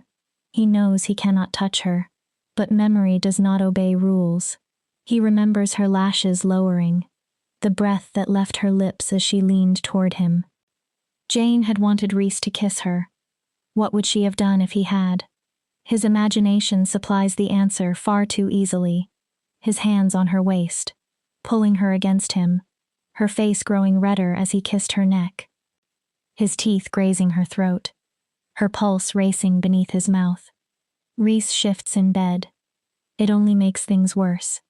He wonders what Jane tastes like, what she would feel like beneath him, how her voice would sound if he made her lose control, how sweet her scent would become if he brought her pleasure until she trembled. Reese curses and climbs out of bed. He strides into the bathroom. Ice-cold water hits his body. He grits his teeth beneath it. The shock helps, barely. This cannot continue. Jane is human, fragile. No matter how desperately Reese's wolf wants her, she is vulnerable in ways she cannot understand. She is innocent of his world, and completely off limits. Chapter 21. Jane sees very little of Reese during the month that follows. As soon as the weather clears, he begins spending most of his time away from the mansion. Jane is left with 2 children who quickly learn to rely on her. Marcus and Sophie thrive under the attention. Day by day, they share more of themselves, their fears, dreams, questions. Marcus slowly becomes less guarded. Sophie becomes even more energetic, which Jane had not believed possible. There is one thing neither child allows. Jane cannot accompany them on their long afternoon trips into the woods. Reese had specifically warned her about this. He insisted they would be perfectly safe and told her only to fetch Bill if they failed to return before nightfall. Jane accepts the rule. Reluctantly. Reese. During the day, she allows herself to think his name only in private. At night, she dreams of him. His lips against her skin. His voice murmuring things into her ear that she cannot remember after waking. Only the ache remains. Occasionally she sees him from a distance. More often, she sees his portraits. The gallery contains generations of hawthorns. Reese is unusual. There are 2 paintings of him. In one he smiles openly, looking young and almost carefree. In the other, he wears the cold expression Jane knows better. Severe, commanding, dominant. During Reese's first week away, Jane asked Miss Teal when he might return. Miss Teal gave an evasive reply about Mr. Hawthorne having responsibilities more important than entertaining Jane. The look accompanying those words was clear. Do not pursue him. Jane told herself the distance was good. If Reese stayed away, Eliza could not hurt him here. That explanation worked until Sophie asked for her father. Or Marcus's expression brightened whenever someone mentioned Reese. Then Jane became angry again. While the children disappeared into the woods, Jane often helped Bill around the estate. She asked him about Reese. Bill always defended him. It's hard for the master to come home now that the mistress is gone. Jane has not seen Eliza's ghost since Reese left. She still thinks about the spirit, about what Eliza was like in life. One afternoon, Jane cautiously asks Bill. He immediately becomes guarded. You wouldn't understand. He stops himself. It's difficult to explain. Jane waits. Near the end, she wasn't herself. Not even the children could reach her. She stayed in her room, stared at nothing, barely ate, barely spoke to anyone except the master. Bill looks troubled. It took a terrible toll on him. He did everything he could. What was she like before? Jane's throat tightens around the question. Bill's face softens. Joyful, strong, full of life, a force of nature. He chuckles faintly. Rather like Sophie. If Eliza wanted something, eventually she got it. Everyone loved her? Very much. Bill grows quiet. No one more than Mr. Hawthorne. Jane looks away. I'm sure. The master adored her. Adored. Jane's heart aches for Reese. For Marcus and Sophie too. They all loved Eliza. And none of them realize she is still here. Still trapped. Still not herself. Just as Bill says she had not been herself before she died. Chapter 22. Spring sunlight enters Reese's office. The warmth barely reaches him. This is his first real day home after months of keeping his distance. He has been gone too long. The difference in his children is impossible to miss. Sophie seems more confident. Marcus behaves more like a child and less like a tiny soldier. Jane has brought something into their lives Reese could never give them. Light. For the first time, Reese seriously wonders whether they should leave Hawthorne Hall. The isolation is hurting all of them. Perhaps it is finally time to live among the pack. Then he thinks of Jane. If they moved into the heart of pack territory, she could not stay. Humans do not belong there. The thought bothers Reese. He wonders what Jane thinks of his long absences. Probably that he is a terrible father. She has no idea he is alpha. No idea what responsibilities keep pulling him away. That only makes his absence look worse. Reese has seen how patient Jane is with the children. How constant. He wants her opinion before he makes a decision. That is why he asked Miss Teal to bring her to his office. Then, the room changes. Cold settles over Reese's shoulders. The familiar dread returns. This is the children's home. The whisper slips into his mind. They wouldn't survive away from it. Neither would you. You belong here. Reese grips the chair. The cold penetrates his bones. This mansion is their home. The children grew up here. Their mother is here. How could he take them away? Pain blooms behind his eyes. Guilt rises. Eliza. Everyone Reese loves dies because of him. He fails them. Always. A knock interrupts the spiral. Jane steps inside. Flour covers parts of her clothing and face. Her cheeks are flushed. Her hair looks slightly wild. She is so alive that simply seeing her loosens something inside Reese's chest. I apologize, sir. Jane smiles. The children are preparing a tea party for you. There has been quite a lot of baking. Reese tries to answer. His headache surges. Sir? Jane's smile disappears. She steps closer. Her eyes narrow as though she is staring at something Reese cannot see. The cold tightens. He grips the desk. He cannot leave Eliza. The children cannot leave. This house. Warmth touches his knee, then his face. Reese blinks. Jane is standing directly in front of him, one hand against him. The cold retreats through the place where she touches. Jane?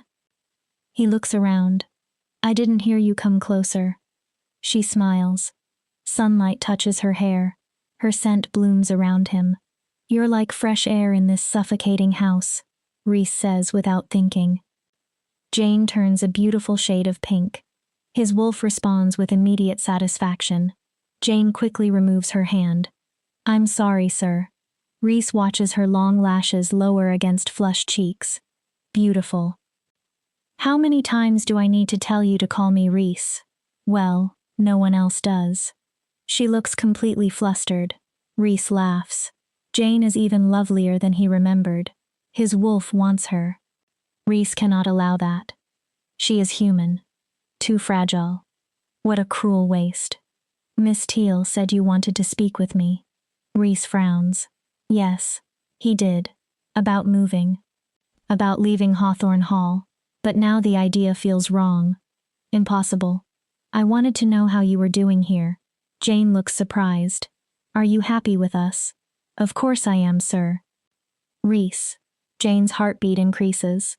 I'm very happy here, Reese. Why wouldn't I be? This place is isolated. You might prefer somewhere with people your age, friends. Reese does not know why he is asking. Perhaps because some part of him fears Jane may decide to leave on her own. Eventually she will. She does not belong among them. I've never really had friends, Jane admits. Reese frowns. No friends? I don't believe that.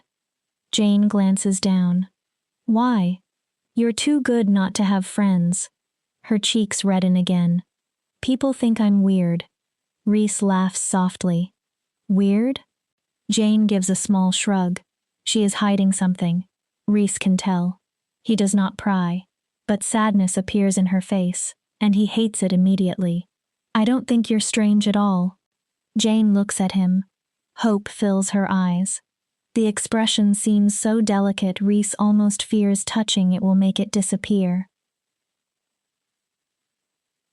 Chapter 23. Wildflowers fill the field. The sky is bright blue. Reese lies in the grass with a rare, peaceful smile. Marcus and Sophie chase butterflies nearby, their laughter drifting on the warm air. Come on, Jane, Sophie calls. Play with us. Jane laughs and starts toward the children. A hand closes around her wrist. She turns. Reese is watching her. Stay with me. His voice is playful, low. But the children, they're fine. He pulls. Jane stumbles directly into his lap. Reese laughs. The deep sound vibrates through her. Jane's heart races. I'm not sure friends are supposed to do this. Her eyes flick toward his mouth. Reese smiles. But you don't really want to be friends, do you, darling? His thumb brushes her lower lip. Jane shivers. A soft sound escapes her before she can stop it. Her body leans toward his touch. Then Reese kisses her. At first, his lips are gentle. The kiss quickly deepens, becomes hungrier. Jane presses closer. She wants more. Then Reese pulls back. Something changes. You're not Eliza. The warmth disappears. Sunlight becomes cold. Reese is suddenly pale beneath her. His lips are blue, his eyes empty. Jane wakes with a violent gasp. She bolts upright. Her bedroom is dark. The dream is gone. The cold is not. It crawls across Jane's skin. She turns. Eliza hovers above her. The ghost looks nothing like the woman in the portrait. Her face is twisted, eyes black, mouth stretched into a hateful grin. He's mine. For the first time, Jane hears her. The spirit's voice cuts through the room like ice. He belongs to me. Jane cannot move. Eliza lunges. Jane closes her eyes. A scream sticks in her throat. The bedroom door crashes open. Jane. Reese. Strong arms pull her from the bed. Open your eyes, sweetheart. His voice is full of concern. A hand strokes her hair. Jane obeys. Reese's worried face fills her vision. Relief overwhelms her. She buries her face against his neck. Are you all right? Reese sounds confused. Me? I'm not the one who screamed. He rubs her back. What happened? Jane looks over his shoulder. Eliza remains in the corner, watching. Jane clings more tightly to Reese. The ghost has to go. For good. Reese cannot remain trapped by something dead. Jane is alive. And however selfish it may be, she wants him. All of him. Chapter 24. Jane drives down the winding road with both hands tight around the steering wheel. She needs answers. She has read every useful book in Hawthorne Hall's library. Nothing tells her how to permanently free Reese from Eliza. With the children safely with Bill and Reese away, Jane takes the opportunity to search elsewhere. The nearest town has no real library, so she drives farther south. By the time she arrives, summer heat rolls off the pavement.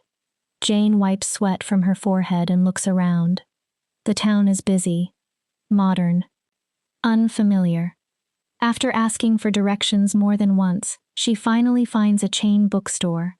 Her optimism disappears quickly. Nothing there is useful.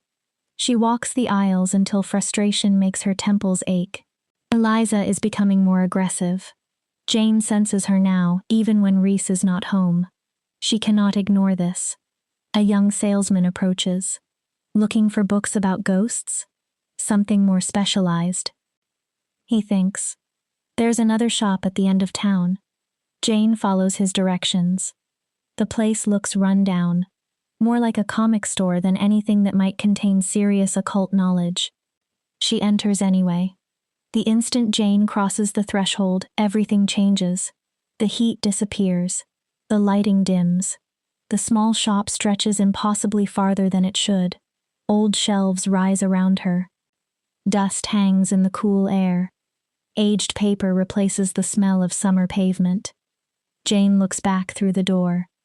The street outside seems narrower, darker, wrong. She steps outside. The modern town returns. She steps back in. Ancient bookstore. Jane repeats the experiment. Once, twice. You know, if you keep doing that, eventually you'll get stuck. Jane jumps. A young man lies awkwardly across a couch far too small for him. He pinches the bridge of his nose. His skin looks pale, sickly. His limbs are long enough to hang over the furniture. Are you okay? Fine. He waves lazily. So, what will it be? Jane looks around. I'm sorry? He sighs. My store. Jane continues staring. If you aren't going to make your wish, could you at least... My wish? One bright green eye opens. If you found this place, you must have one. Jane studies him. Messy copper hair. Young face. Yet something about him feels ancient. Dark. Dangerous. Are you a ghost? He raises an eyebrow, then drops his head against the couch.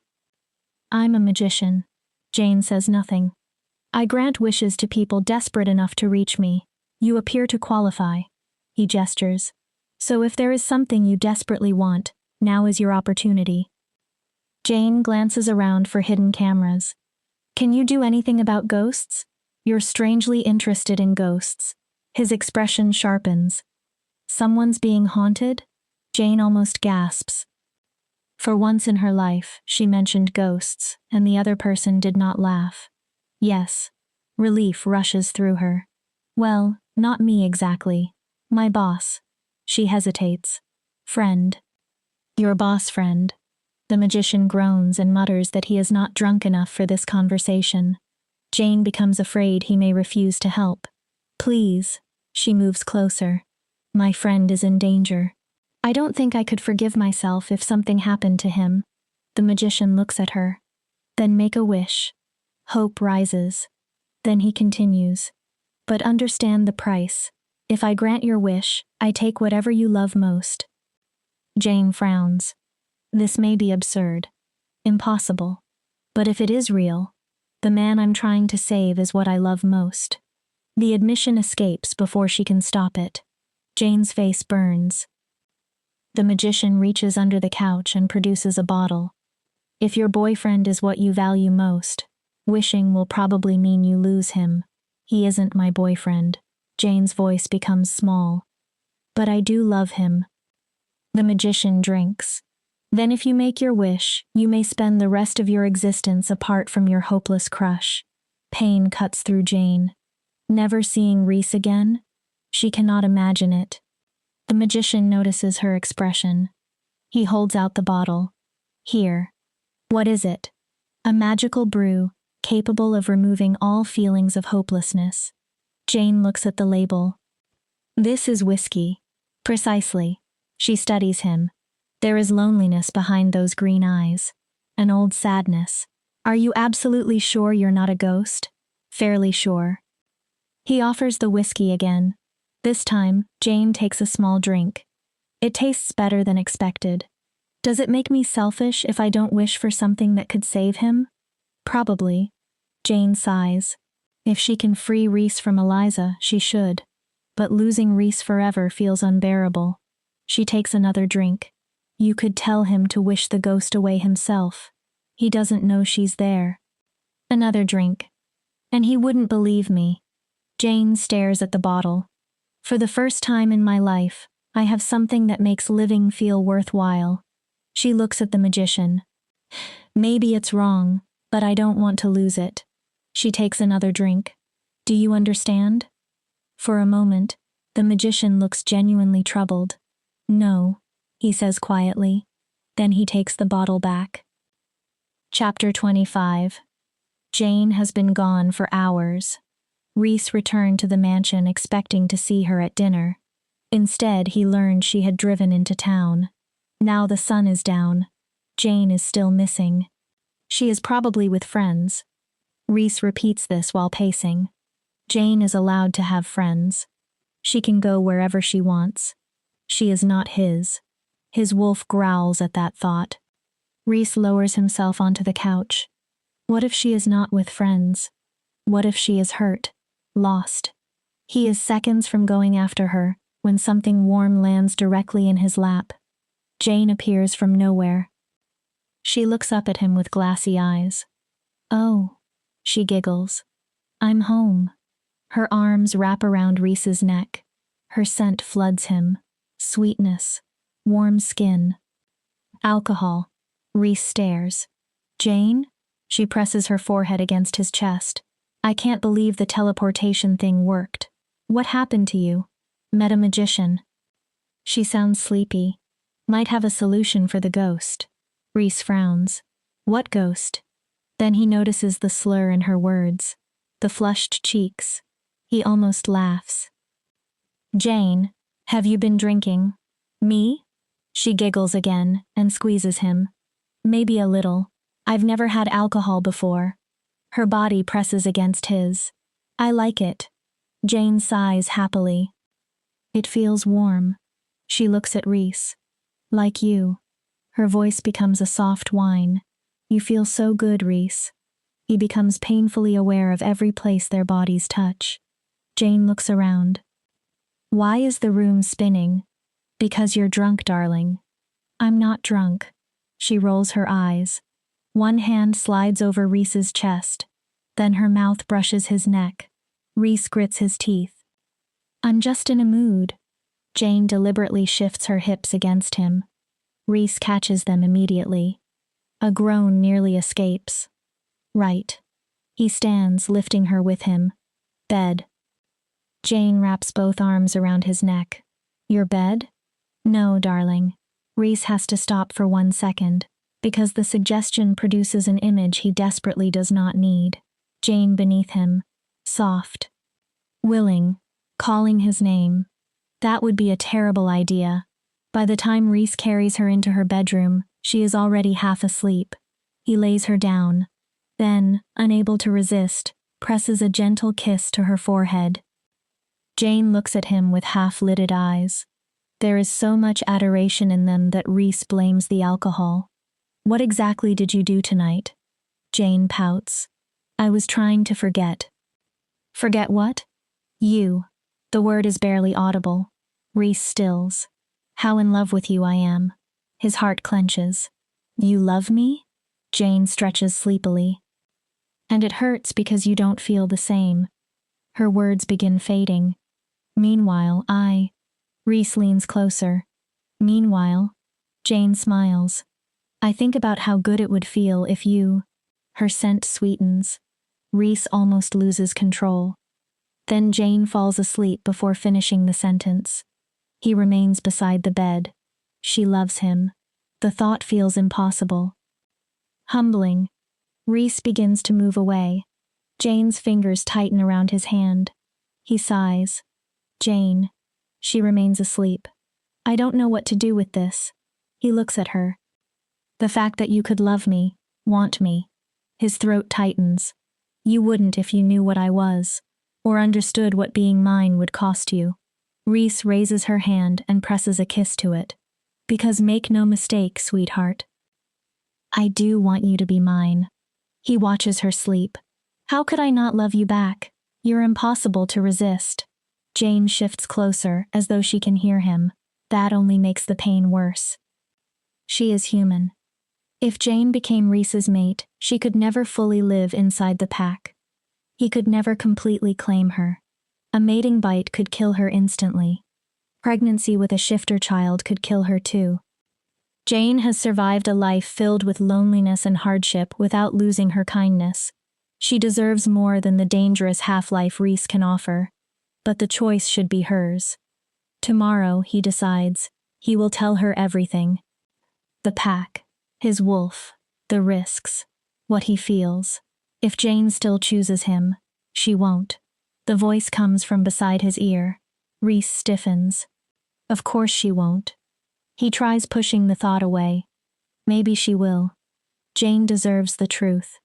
She deserves to know that Reese loves her, that he would choose her. Again and again. You're selfish, cruel. Reese's breath catches.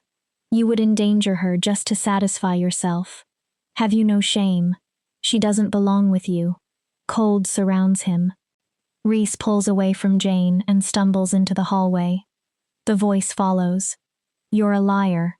You said you would always love me. Look what you did to me. Why would things be any different with her? Pain splits through Reese's temples. His vision blurs. No. He grips his head. Then his resistance weakens. You're right. The cold deepens. I'd hurt her. Then you know what you must do. The words curl around him. Reese feels himself sinking into black, freezing water. Then everything goes dark. Chapter 26. Morning light cuts through Jane's curtains. She groans and pulls the blanket over her head. Her mouth feels dry. Her stomach turns. Her memories are scattered. The magician's shop. Talking about Eliza. Whiskey. Never again. There had also been a young woman with strawberry blonde hair. After that, almost nothing. Jane forces herself upright. Her head pounds. Then she sees someone sitting in the corner. Reese. Joy rises immediately. Hi. Her voice is rough from sleep. Then she notices his face. Pale. Almost gray. His hands are clasped together, but they are trembling. Is something wrong? Reese clears his throat. He refuses to meet her eyes. We no longer require your services. Jane stops breathing. I think you should pack your belongings and leave today. For several seconds, she cannot understand him. Why? Her voice shakes. Are you angry with me? Reese says nothing. His knuckles are white. I found you drunk last night. Jane's stomach drops. Do you remember? I'm sorry. I didn't mean. He cuts her off. You told me you loved me. Jane freezes. She does not remember saying that. But apparently she did. Is it true? His voice is harsh, yet something inside it almost breaks. Jane searches his face. She could lie. She does not want to. Yes. Her voice is barely audible. I do. Reese's expression hardens. You're my nanny, Jane. He looks at her now. My employee. The words hurt more than she expects. I know. Jane swallows. I promise you never have to hear about it again.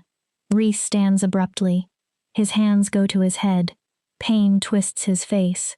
That isn't enough. He turns away. Keeping you here is a betrayal. A betrayal? Jane stares, then understands. Eliza? Reese reacts sharply to the name. His shoulders tighten. Yes. Reese, I know you loved her. Jane fights tears. I understand. I would never try to replace her. But she's gone. You have to let her go. Pack your bags. The command cracks through the room. Jane flinches. Reese, please. Tears spill down her face. Let me stay for the children. I'm not asking you to love me. Just don't send me away. He appears not to hear. Reese reaches the door. I can't bear to look at you. Then he leaves. Jane remains frozen on the bed. The man who just spoke to her sounded nothing like the Reese she knows. Her chest begins shaking with silent sobs. Chapter 27. Jane runs out of the mansion. Tears blur her vision. She wipes them away angrily. There is no time to collapse. Something is wrong with Reese. She knows it. Outside Bill's cabin, she finds her uncle stacking firewood. His eyes widen when he sees her. Uncle Bill. Jane struggles to breathe. Can I borrow your car? What happened? His gaze drops to her tear-streaked face. Jane? Nothing. She wipes her cheeks. I just need to go into town. Bill steps closer. You've been crying. Jane's mouth trembles. His expression hardens. What did he do? She knows exactly who he means. He didn't hurt me. Jane. It wasn't like that. Bill exhales. Look, I know how you feel about him. He chooses each word carefully. But you can't keep hoping that the alpha. He stops. Reese can't be with you. Jane nods stiffly. Of course. He is still in love with Eliza. I know. Her voice breaks. I'm not good enough. What? Bill looks horrified. That has nothing to do with it. He rubs the back of his neck. It's just difficult to explain. It wouldn't be right for him to mate with you. Mate. Jane barely notices the strange word. And after everything that happened here, the fire, Bill looks as if he does not know how to continue. I just wish I could help him, Jane whispers. Bill's face softens. Oh, honey, there's nothing you can do. Grief takes time. He hesitates. And between losing his brother and Miss Eliza, Jane looks up. His brother died too? Bill nods. We don't talk about him. His gaze moves toward Hawthorne Hall. The children already lost enough. Jane thinks about Marcus's scar. They were there during the fire? Reese had to get Marcus out. Bill's voice strains. Sophie too. He looks away. By the time he returned for Eliza, it was too late. He couldn't save her. He had to leave her behind. Bill takes a slow breath. He believes she died not knowing how deeply he loved her. That's why he can't move past it. Jane nods, but her mind is already racing. Reese was not himself this morning. She knows that. Whatever Eliza is doing to him, Jane is going to stop it. Chapter 28. Jane does not know whether she can find the magician's shop again. She has to try. The drive into town feels endless. She parks Bill's car near the rundown store and hurries toward it. Please. She pushes through the door with her eyes shut. When she opens them, the old magical bookstore surrounds her. Relief barely has time to settle before Jane notices a young strawberry blonde woman glaring from behind the counter. Oh. The woman sounds annoyed. It's you. Jane stares. She recognizes her vaguely. Hi, Yeah, I remember. Jane shifts awkwardly. She cannot remember the woman's name. Iris, the blonde says flatly. Right. Hello, Iris. Iris rolls her eyes. Then, she steps toward the stairs. Adrian! Her voice echoes upward. Your drinking buddy is back. She looks at Jane again. Jane swallows. I'm sorry about yesterday. I don't really know what Footsteps interrupt her. The magician appears at the top of the stairs. His hair is even messier than before. He looks at Jane, then at Iris. Who is that? Iris looks ready to kill him. That is Jane. And what does she want? You spent yesterday with her. Adrian blinks. I have never seen this person before in my life. He sounds completely sincere. Jane clears her throat. Actually, we did meet. You were drinking by yourself. Sounds accurate, Iris mutters. You said you could grant me a wish. Adrian groans. Iris, could you? No. She walks away. You're on your own. Adrian watches her go. She's been angry with me for weeks, and now somehow she's angry again. Jane does not have time for this. You told me the price of a wish was whatever I love most. Adrian looks blank. You said that probably meant I would never see Reese again. Who's Reese? Jane ignores him. If I do nothing, I may lose him anyway. Adrian drops heavily into a chair. I'm far too tired for this much drama. It's 1 p.m. He gives her an offended look. Jane continues. My friend Reese is being haunted by the ghost of his dead wife. Adrian becomes more attentive. She talks to him somehow. It changes him. He becomes angry, cruel. This morning he fired me. From the rear of the store, Iris calls. Maybe he fired you because you spent yesterday getting drunk instead of working. No. Jane shakes her head. He would never speak to me like that normally. We're friends. He cares about me. Her throat tightens. I know he does. Adrian sighs. So your wish is that the ghost disappears? Jane's heart jumps. You can do that? For 1 second she considers it. Simply erase Eliza. Then she remembers Bill. Reese adored his wife. The children lost their mother. If Jane destroys Eliza without giving any of them a chance for closure, would that really help? I read that ghosts stay because of unfinished business. Adrian raises one eyebrow. Could I wish for Eliza to find closure instead? Jane thinks of the fire. She and Reese loved each other. The fire separated them. I think she needs to say goodbye.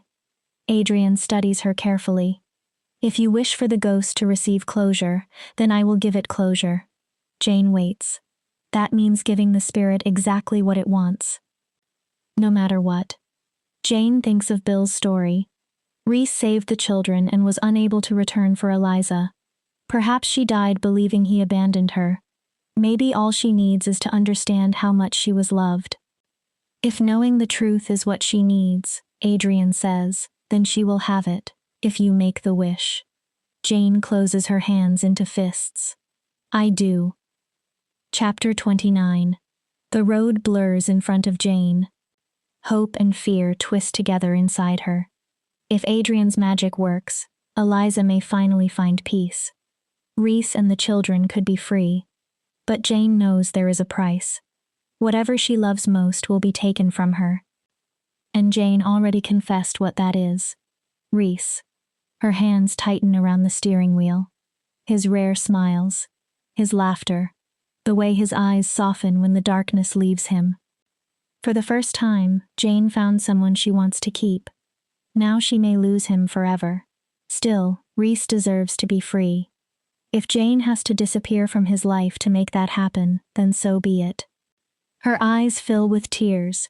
Adrian said he would take what she loved most once the wish was fulfilled.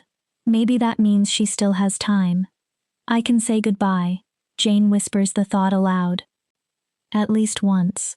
She can see Reese. Tell him what she feels. Then the forest surrounding Hawthorne Hall appears ahead. Jane leans forward. Something rises above the trees. Smoke. Her heart stops. A thick black column twists into the evening sky. No. Jane presses the accelerator. The car surges forward. Smoke grows thicker. She rounds the final bend. Then sees the mansion. Hawthorne Hall is burning. Chapter 30. Reese opens his eyes. The world is blurred. His thoughts barely move. Heat crushes against his body. Smoke fills his lungs. He coughs weakly. Somewhere around him, flames roar. The sound seems distant, almost unreal. Reese tries lifting an arm. Nothing happens.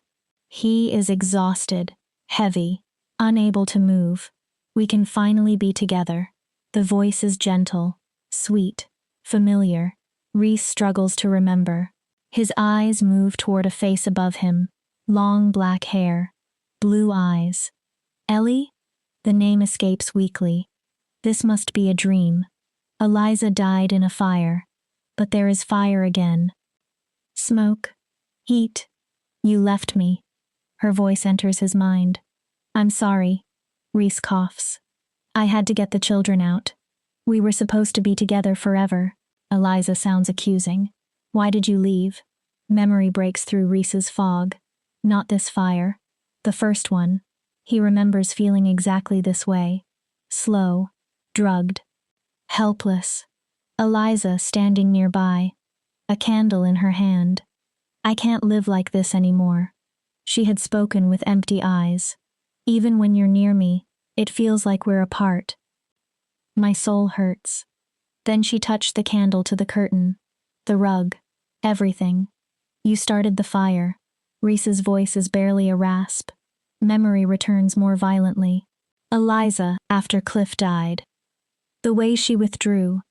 The way she stopped caring about food, rooms, even the children. You drugged me that night. Eliza. A distorted scream fills his head. Stop calling me that. The spirit's voice cracks with grief. You never called me Ellie. Reese does. Cliff called me Ellie. Not you. Reese closes his eyes. The truth he has refused to speak for years rises inside him again. He lied because he was trying to keep Eliza alive, because she was pregnant, because he was terrified the truth would destroy what little remained of her. We'll be together soon, Eliza whispers. The flames close around him. Chapter 31. Jane screams before the car even stops. She throws open the door and runs. Flames consume the mansion. Black smoke boils into the sky. For 1 second, Jane cannot accept what she is seeing. Then the heat hits her. The smell of burning wood. The roar. Reese! She runs closer. Marcus, Sophie. No answer. Jane races around the side of the mansion where the flames have not yet spread as violently. Smoke burns her throat. She coughs. Movement appears near the woods. Reese. The figure turns. Jane's heart breaks. Marcus stands alone. His face is streaked with soot and tears. His entire body trembles. Marcus. Jane grabs his shoulders. Where's your father? Where's Sophie? Sophie left earlier with Uncle Bill and Miss Teal. Jane's blood goes cold. Reese is still inside. She turns toward the house. Marcus grabs her arm. Don't go. His voice breaks. Jane crouches and pulls him into her arms. Then he whispers something that freezes her. She told me if I helped her start another fire, she would leave. Jane slowly releases him. What? I didn't want to. Marcus begins sobbing. She kept asking me. Over and over. She sounded so sad. I just wanted her to stop. Jane feels sick. Eliza. Jane had been so focused on the ghost influencing Reese that she never considered the children. This isn't your fault. She holds Marcus's face. You didn't want this. Mom says she only wants to be with him again. Marcus clutches Jane's arm. She says they're fated mates, that they're not supposed to be apart. Jane does not understand what fated mates are. She understands one thing. Reese is in danger. I don't want the alpha to die. Marcus sobs. She made him drink something. He won't wake up. Jane looks toward the fire. Fear threatens to paralyze her. She forces herself upright. Marcus, listen to me. Her voice becomes firm. I'm going in for Reese. You stay outside. Do not come back into that house. Marcus shakes his head violently. Jane, you don't understand. What? Reese isn't my father. Jane stares. He pretends to be because of Sophie, I think, but he isn't. Her mind reels. What are you talking about? Reese is my uncle. Marcus's face crumples. My real father is dead. Chapter 32. Reese knows he is probably going to die. Perhaps that is how things should end. A person cannot outrun death forever.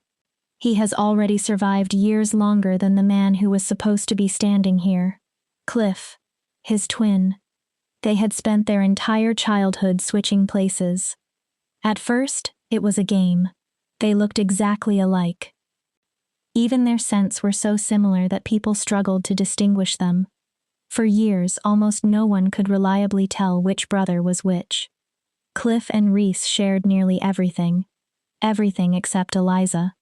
She had been Reese's closest friend. And Eliza and Cliff could hardly stay in the same room without arguing. Reese never understood it. He loved both of them. Why could they not get along? Then they grew older. And the answer became clear. Cliff and Eliza recognized each other as mates. Reese had been overjoyed. His brother and best friend had found the bond shifters spend their lives searching for. Then Eliza gave birth to Marcus. They had a family. Reese was happy for them. And, quietly, jealous. Cliff had Eliza. A son. A mate bond. Reese had one thing. The position of alpha. A role he had never wanted. Cliff always claimed that if Reese was chosen, they would switch. Cliff was more confident, more suited to command.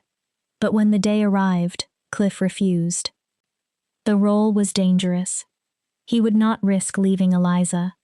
Still, he promised that when Reese desperately needed a break, Cliff would occasionally take his place. They continued switching. Then came the meeting. A neighboring pack. Nothing unusual. Reese had been courting a woman and desperately wanted time with her. Maybe, finally, he would find a mate of his own. Cliff volunteered to attend the meeting as alpha in Reese's place. He left. He never came home. Reese had to tell Eliza. He remembers facing her and realizing she already knew. The mate bond had been severed. Half her soul had been ripped away. When Reese finally found her, Eliza barely resembled herself. Her face was hollow, her eyes lifeless. Then she looked at him, smiled, called him closer, kissed him, and called him Cliff. That was the beginning of years of silence and lies. Eliza was pregnant. The healers feared grief would kill her, or the unborn child. Whenever Reese came near and pretended to be his brother, color returned to her cheeks. She ate, spoke, survived. So Reese continued. At first, he believed Eliza knew he was pretending. Eventually, he no longer knew what she believed. Sophie was born. 2 more years passed. Eliza never recovered. Then one night, Reese woke inside a burning house. Children screaming. Smoke everywhere. Now the mansion burns again. But the children are safe. At least Reese managed that. He made Ellie promise not to take them. In exchange, he would pay what she believed he owed. If she wants him dead because Cliff died in his place, perhaps Reese deserves it. He only wishes for one thing. One selfish thing.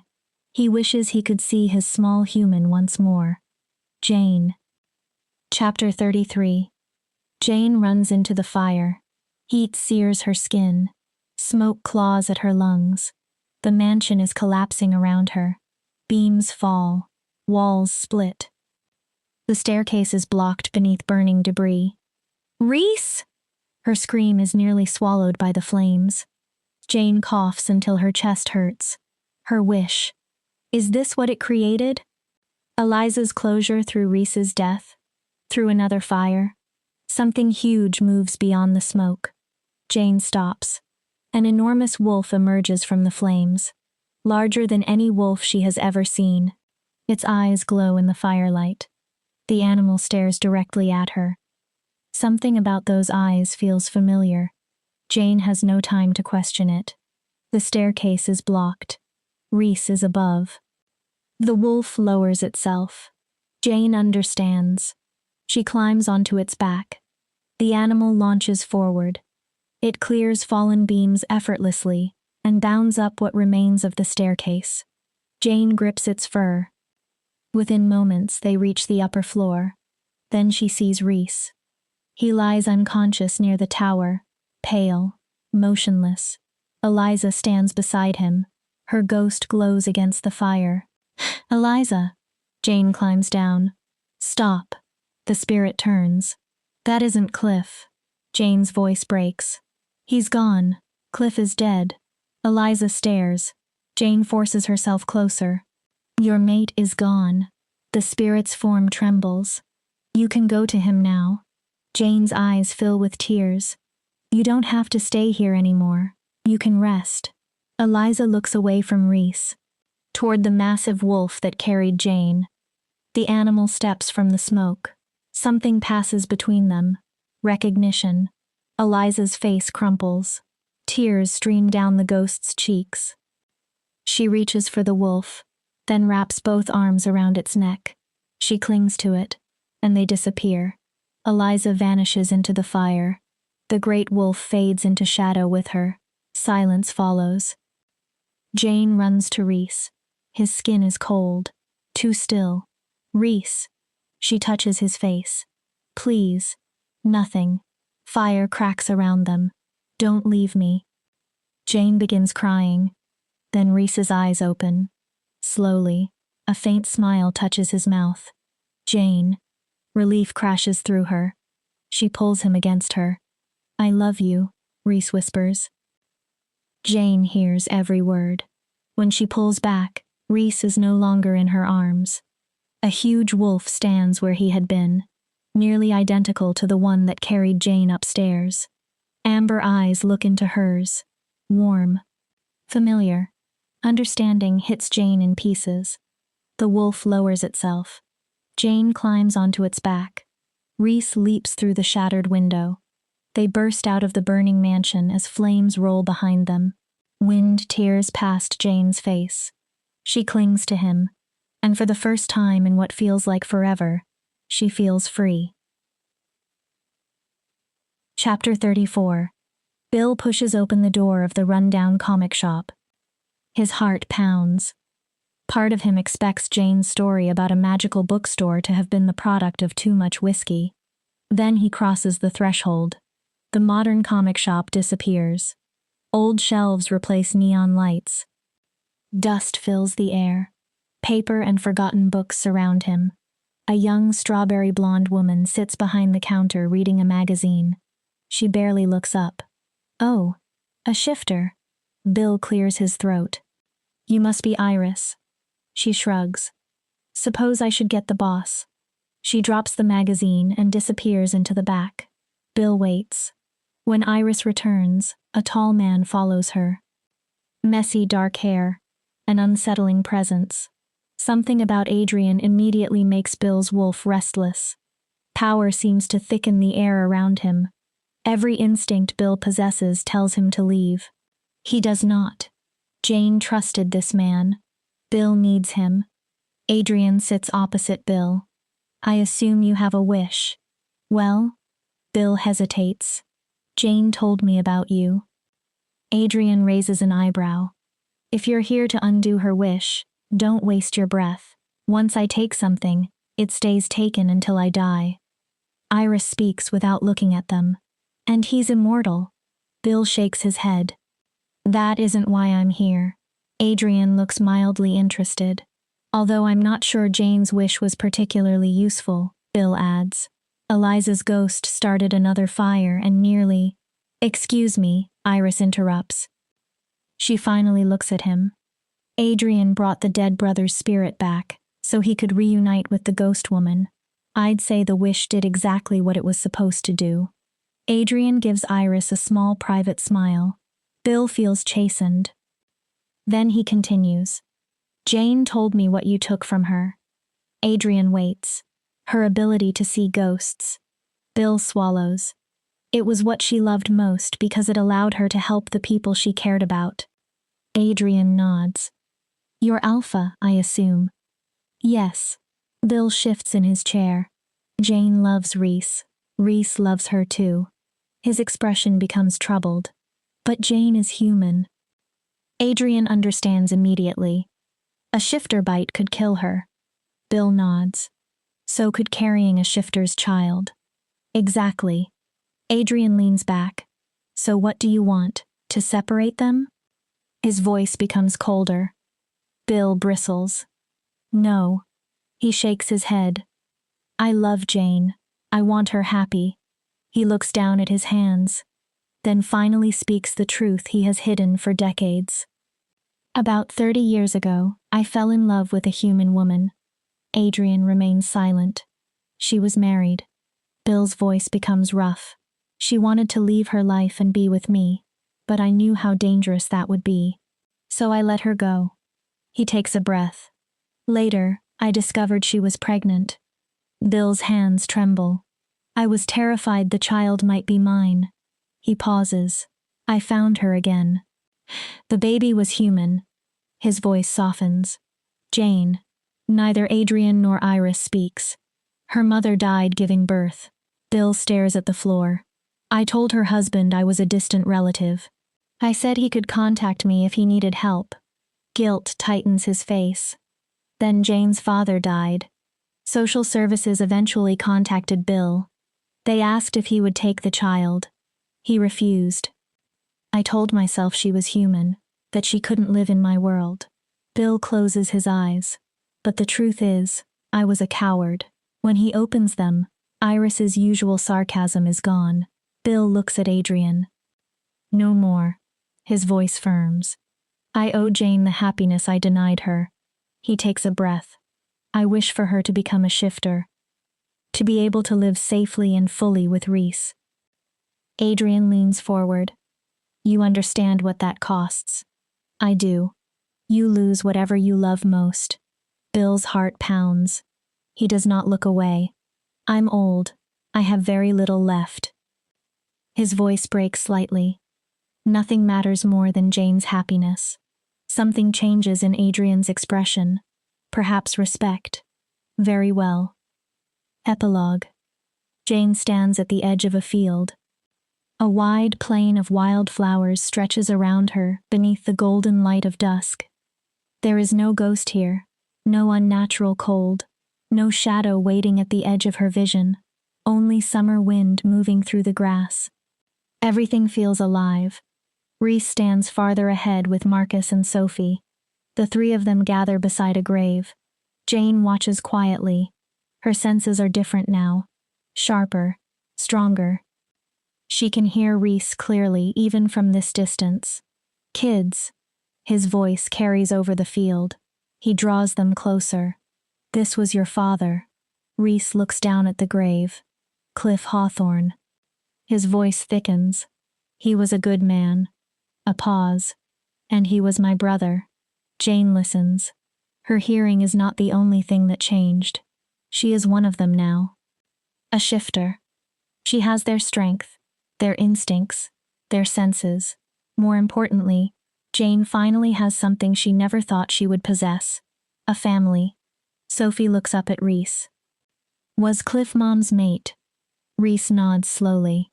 Yes. Emotion weighs down his voice. She loved him very much. He looks at both children. She loved both of you too. And your father loved you more than anything. Marcus remains silent. His golden hair catches the setting sun. He studies the grave for a long moment. Then he turns toward Reese. You're our dad. His voice is soft. Marcus reaches for Reese's hand. Reese takes it. Jane smiles. Warmth fills her chest as Reese and the children turn away from Cliff's grave. They begin walking toward her. Together.